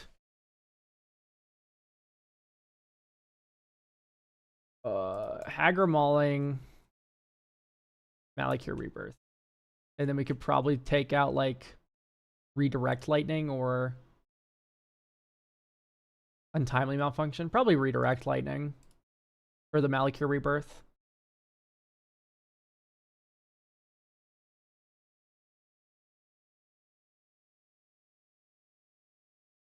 I really like Ripples, to be honest. Ripples is too slow. You want to go 1-drop, 2-drop Alesha, sack one of these things, or have it have a discard trigger, and then Alesha reanimates something. Where does Ripples fit in that game plan? It's like, yeah, Ripple starts doing things on turn 5. But why don't we just have the mill be on our creatures, and the discard be on our creatures, and then Alesha reanimates from those? Like, your graveyard is your hand already. Because you bring back stuff from the graveyard. I don't think you have enough creatures. Like, I think you want even more creatures.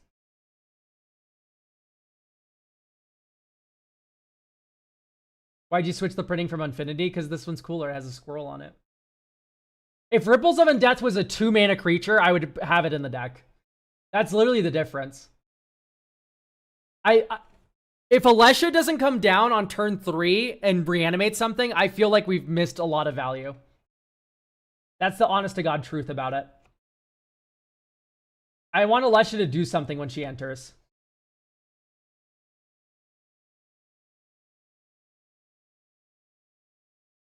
That's just the long and short of it. If you disagree with me, that's totally fine. It's your deck, it's your purview, right, to do that. I'm just saying, like, I like it when Alesha enters and I get a 2-drop back. That feels real good. Is it time for Bob? Honest to God, this is not a bad Bob deck. But either way, like, look at this. Surveil 1. Or actually, let's Blood Pet. Blood Pet. Next turn. It's turn 2. There's someone who doesn't have a creature. Swing at them. 1, 2, 3. Alesha. Alesha reanimates Blood Pet. Surveil 1. Drana. Probably top. Sack Blood Pet. 1, 2. Shadow Spear equipped to Alesha. Swing with Alesha. It's a 4/4. Bring back Blood Pet. Next turn. I mark it. 1, 2, 3, 4. Jaxus. Hang on, because I do want to. Oh wait, yeah, no, we Jaxus sacrificing Blood Pet, but we need to blitz it. Fuck. We need to blitz it. That's the only issue. So we don't actually sack Blood Pet here. Red. Discard a card. You discard Drana, Liberator of Malakir. You make a copy of Blood Pet, I guess. Move to combat. Alesha swings. This is coming back on the end step. Blood Pet dies on the end step. And you might as well swing with Blood Pet, draw a card. Right. Next turn. Dink. Cycle Oliphant. Get a type Mountain. Blood Crypt. Chalk that in. 1, 2, 3. Sephiroth. Sephiroth enters or attacks. You may sacrifice another creature. Or that was cycling Oliphant. We can just drop a Yawgmoth here, honestly. I do not hate this one bit. All right, move to combat. Attack with Drana. Attack with Alesha. Attack with Jaxus. Anyway, this gets a counter. It also has +1/+1 from Shadowsphere. Oliphant comes back from the graveyard. And then here, what I like about Yawgmoth in this position is, like, if you get board wiped, you can just turn these all into cards. And you're not too mad about that. Right? Yay! I love cards. That's what you say when you stack 4 creatures. 1, 2, 3, 4. You hope to get a Living Death. So what I think maybe we need here is we need another Living Death kind of effect. And I think that's going to come in the form of... It sucks, because we don't have enough sacrificing for Prowling Geistcatcher to be worth it.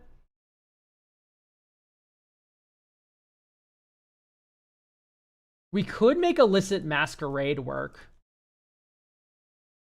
Maybe.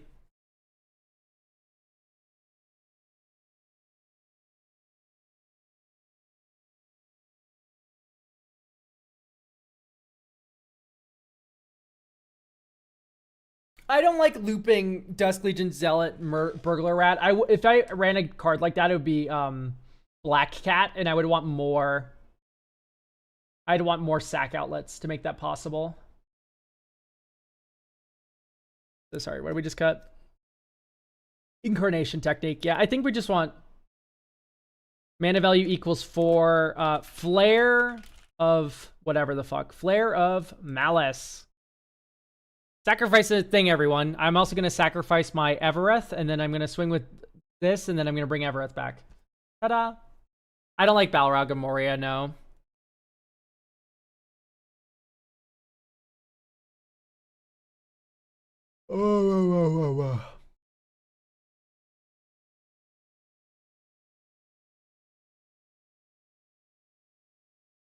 What do we think about, like, Flayer of the Hatebound? It also works with Saw in Half, which was what has me really interested. Like, if you want a top end, let's make it be Flayer.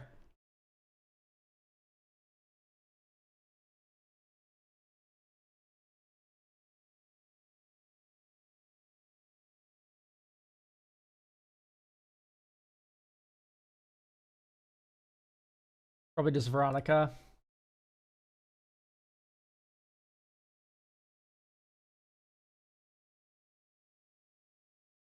Let's go Flare.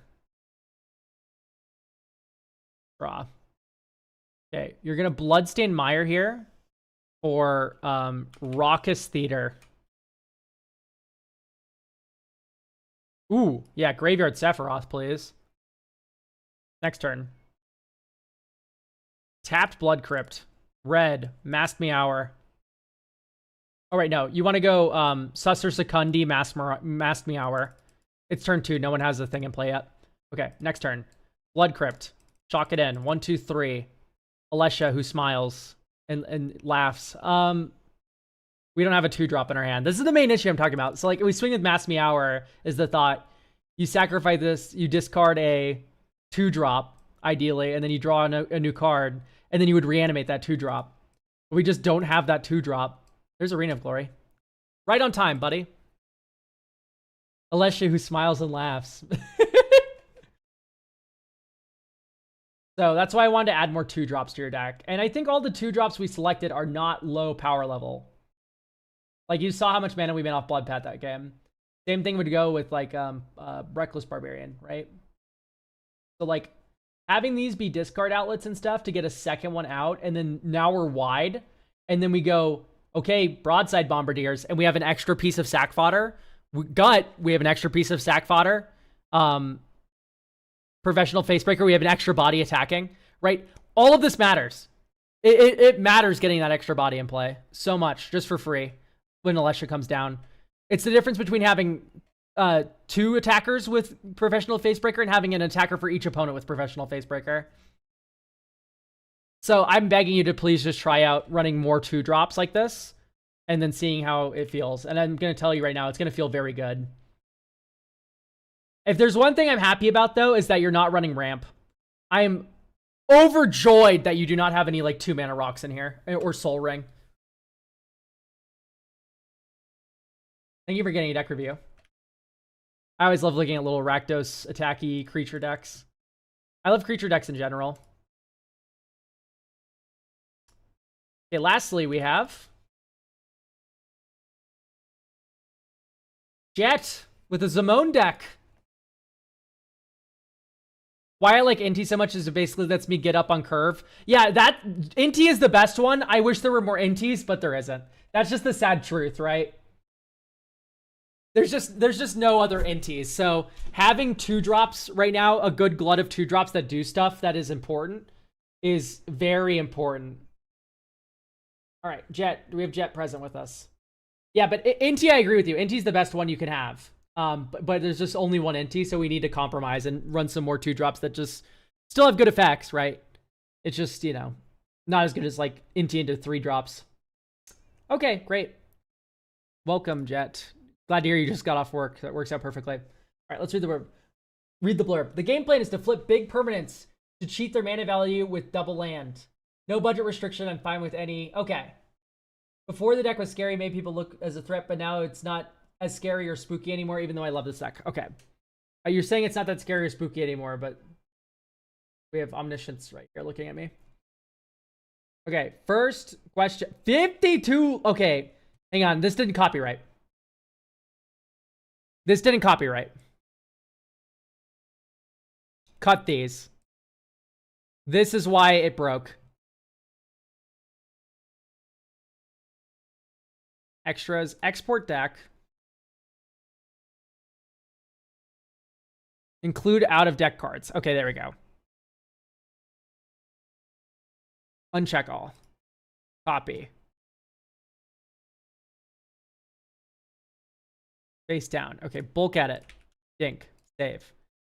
Okay, now it is fixed. We're good. Okay, we are running no MDFCs, which is fucking insane. Biggest weakness is no haste and wide boards.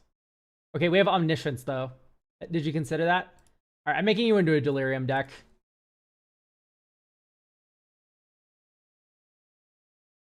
If there's one thing you should know, is that shifting Woodland Omniscience is fucking broken.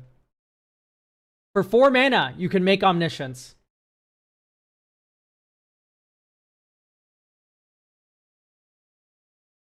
Malevolent Rumble. Manifest Dread. That also helps. You know what you need? Brainstorm.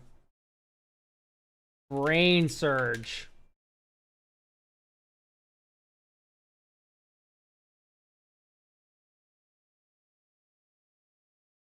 Scroll Rack.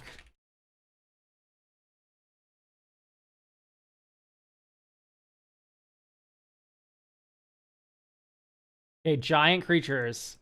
That is 2 types. I don't like Vigor.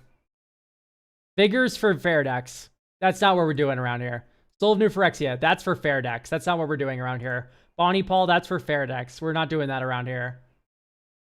I have a scroll rack, but cut it. It didn't work out for me. I think you played it wrong. I just refuse to believe what you just said to me. I'm sorry. I just can't believe it. All right. Font of Fertility. I'm going to take out a bunch of these enchantments. And by a bunch, I mean a few. Do we just Blightsteel? No. I like, if Blightsteel isn't already in the deck, I'm not going to add Blightsteel to the deck. Blightsteel is totally fine. It is definitely very good. Ivar out. That's for fair decks. We're not one of those. Ramanop Excavator. I'm just generically not a fan of Crucible of World effects anymore. Like, I can't do it anymore.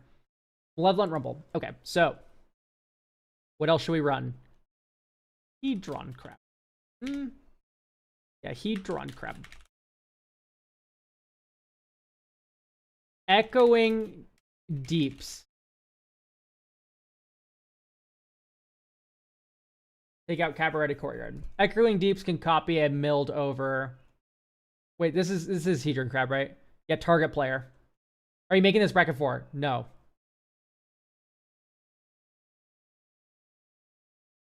What makes you dislike Crucible effects?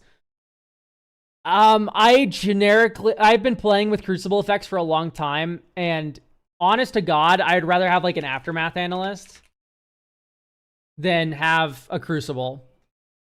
You can loop fetch lands and stuff, but like that's really just not what I'm interested in when it comes to lands. Oh, we can go as slow as humanly possible. It's like, let's not do that. Like, you can grind with lands, absolutely, but there's just, the ceiling is so high on lands. I don't like all this tap land action that we have going on. I generally just don't think double landfalling Zimone is that worth it. If we had a Nissa, that's a different ordeal. We can talk about double landfall then for Nissa, but that's not what we're doing. I do like these, though. I like Demolition Field. Thespian Stage, Dark Depths, Yavimaya. Okay, we're good there. Let's add Nylea's Intervention. Nylea's Intervention. Nylea's. Right, X green green. Search library for X basic, X land cards, not basic. Muddle the Mixture. This can get either Scroll Rack or it can get Nylea's Intervention.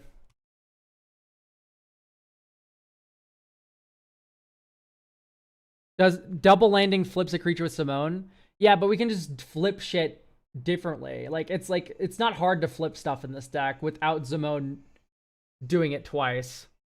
Besides, I would maybe even rather you be on Harrows than tap lands. Or like, Sakura Tribe Elder. Or like Explore effects that like let you double land. Like, I think Explore is generally worth it. What, do we have a budget? No budget restriction. I'm fine with any cards. Explore.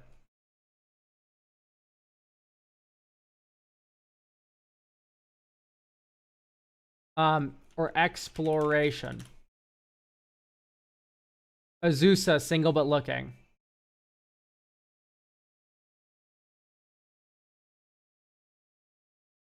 Right? Hell, you can be on the 2-mana Growth Spiral. Planar Genesis.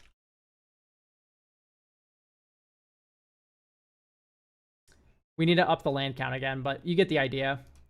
I don't like a Chroma's Memorial. Once again, this is just kind of for fair decks, which are not. Crucible of Worlds out. Or Crucible number 2 anyway. Nylea. Perennial. Okay, we have 6 slots now, and that perfectly allows us to work with the lands here. Valaged Recovery I like. Especially since I put you more on mill. Mana value, Frantic Search. Mana value equals Traverse. And Analyze the Pollen.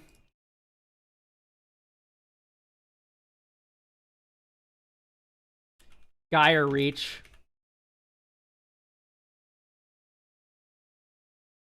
And then maybe you can keep like one fetch, like Wooded Foothills is really cheap.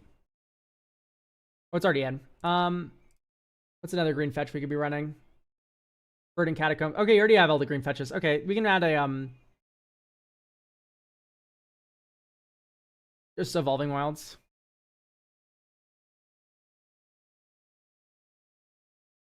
Sure. We can keep one Evolving Wilds then.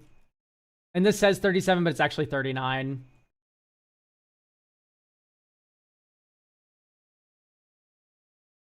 Mystic Remora out for like is MDFC type land. I'll play Disciple. Sylvan Scrying Expedition map. I don't like Sylvan Scrying more than Nylea's Intervention.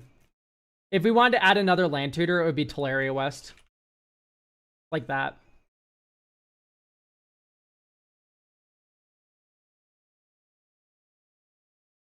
Alright, let's play test. I would not keep this hand. I would keep this hand. Command Tower. Next turn. Despin stage. 1, 2. Malevolent Rumble. 1, 2, 3, 4. Get Disciple. Rest these in the graveyard. Next turn. Otawara. 1, 2. Aftermath Analyst. Mill 3. 1, 2, 3. These go in the graveyard. We now have 4 types in our graveyard. Next turn. Disciple of Freyles. Turnover. 1, 2, 3, 4. Zimone. Hello, Zimone, we all say. Next turn. 1. Analyze the Pollen. Let's exile...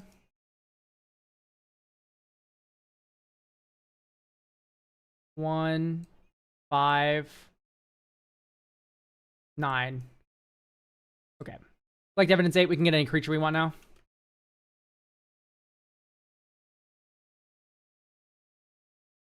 Hedron Crab. Or actually, we need to get a land. Type land. Wooded Foothills. You play Wooded Foothills. You manifest Dread. Okay, you manifest this face down. Crack this. Get a forest.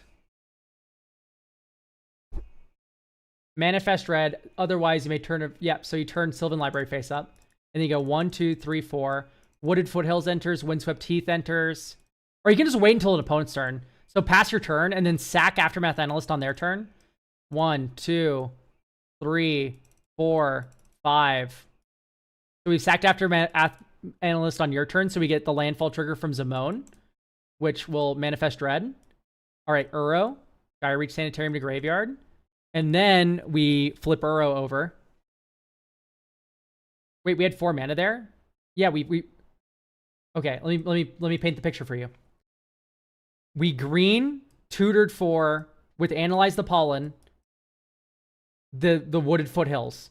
We fetch the forest. We used 1, 2, 3, 4 to activate the Aftermath Analyst. I tapped the lands prematurely before I realized that we could do this on an opponent's turn. So I just already had tapped the mana, but we didn't spend it on anything. So we had 4. Okay. Anyway, we flip Uro on your turn. Next turn.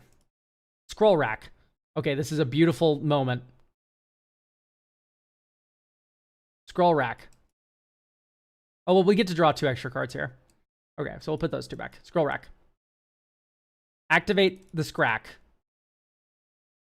Or actually, we know what our top 2 cards are. Let's fetch with Windswept Heath. Forest. Okay, that's our first one. So in response to the Zimone trigger, we'll activate Scroll Rack, and we will put Void Winnower, Ashaya, Archetype, and Thrasios on top of our library. And we're going to do it like this. Let's put this into our graveyard. So we're going to put this into our graveyard. This is going to go face down into play. And then, hang on, wait. Okay, so 1, 2, 3, 4. Okay, land drop for turn. But Seiju. We flip Void Winnower over.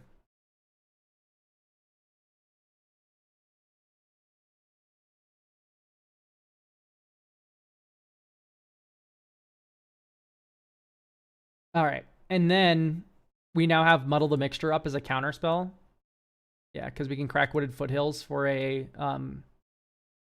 blue-green land. Great, like this feels pretty decent. Stack with Uro, draw. Put a land into play from our hand, which we can't do, but that's okay.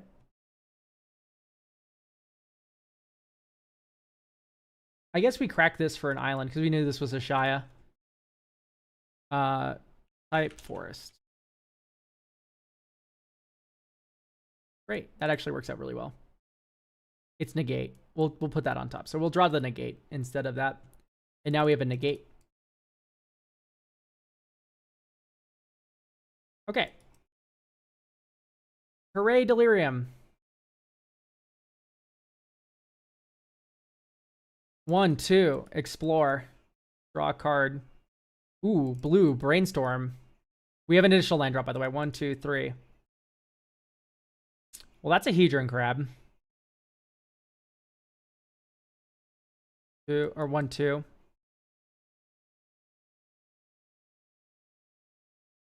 Like here, you're kind of already farming.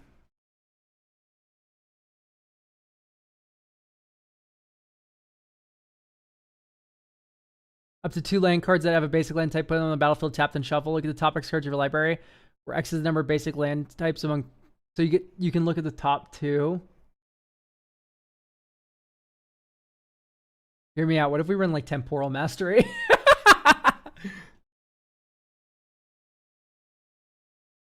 Hear me out, chat. What if we ran Temporal Mastery in our top deck manipulation deck?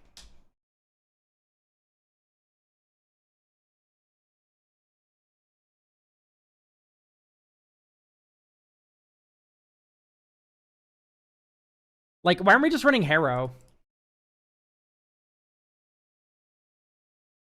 Sack a land, put 2 lands directly into play. They're untapped, by the way.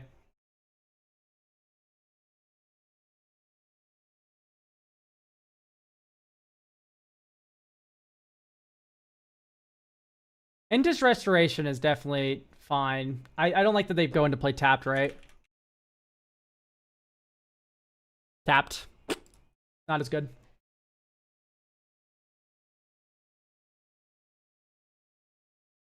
This is probably a Lotus Cobra deck. I kind of like Colony Heart. That's kind of cute. It's also just an enchantment for hard types. Honestly, I might just put in a Tangle Span Bridge. Just because it's an artifact. Oh wait, no. Tangle Span Bridge works as the backside. Type, artifact, type, land. Like, just to juice the Delirium a small amount. Bridge.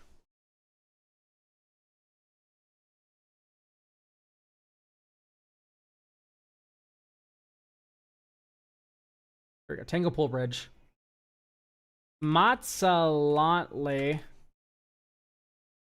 The Great Door, whatever it's called. And let's read Malcolm. What I like about Malcolm is he's like a backup plan. And he also just puts cards where we want them, which is the graveyard. Right, just having a little looter here. It's pretty deep. Okay, Duskwatch Recruiter out. Inga and Asika is probably better for... I don't like Vizier. I'm currently running Harrow in my paper deck. This deck is not fully on paper. I tried both. Okay, what's your point, Jet?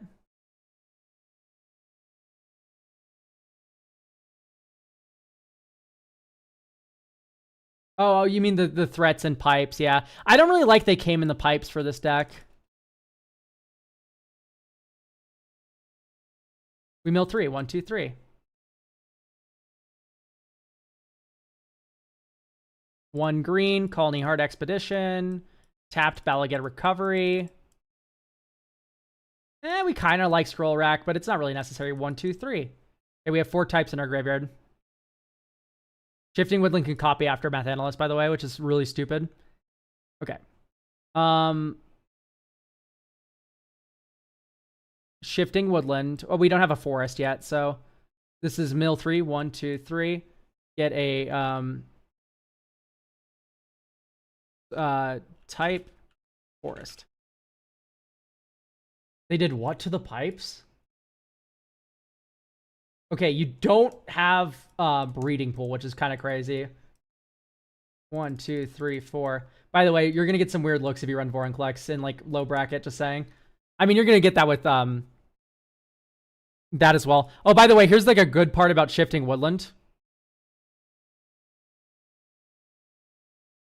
1, 2, 3, 4. Or I guess you can keep a mana open. Copy Dark Depths. Merit Leish. Also, we manifested Dread before doing this. Yeah, let's put Ulamog into play. Sack Colony Art Expedition.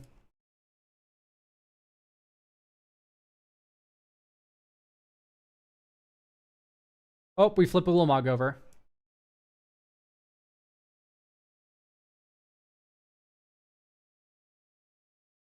I don't like that they're not indestructible, by the way. That's why I'm not adding the other indestructible lands. 1, 2, 3, 4, 5, 6. So we can like Archetype of Imagination here, or Shia, or like... You're doing fine now.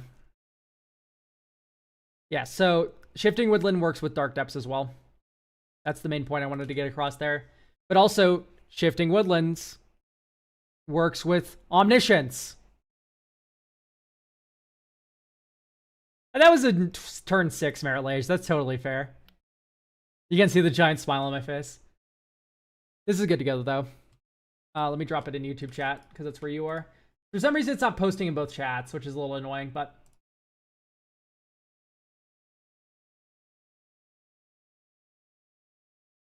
Alright.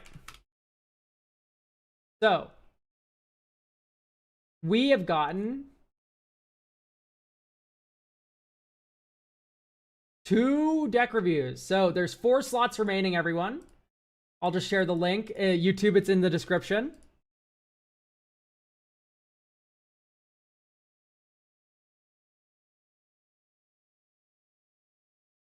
So you can get your deck review in the YouTube description, YouTube, Twitch. That's the link to the coffee deck review. There are 4 slots left for next Tuesday. So make sure you get them. It's the best way to support the channel. YouTube, we're done. Thank you all for coming by.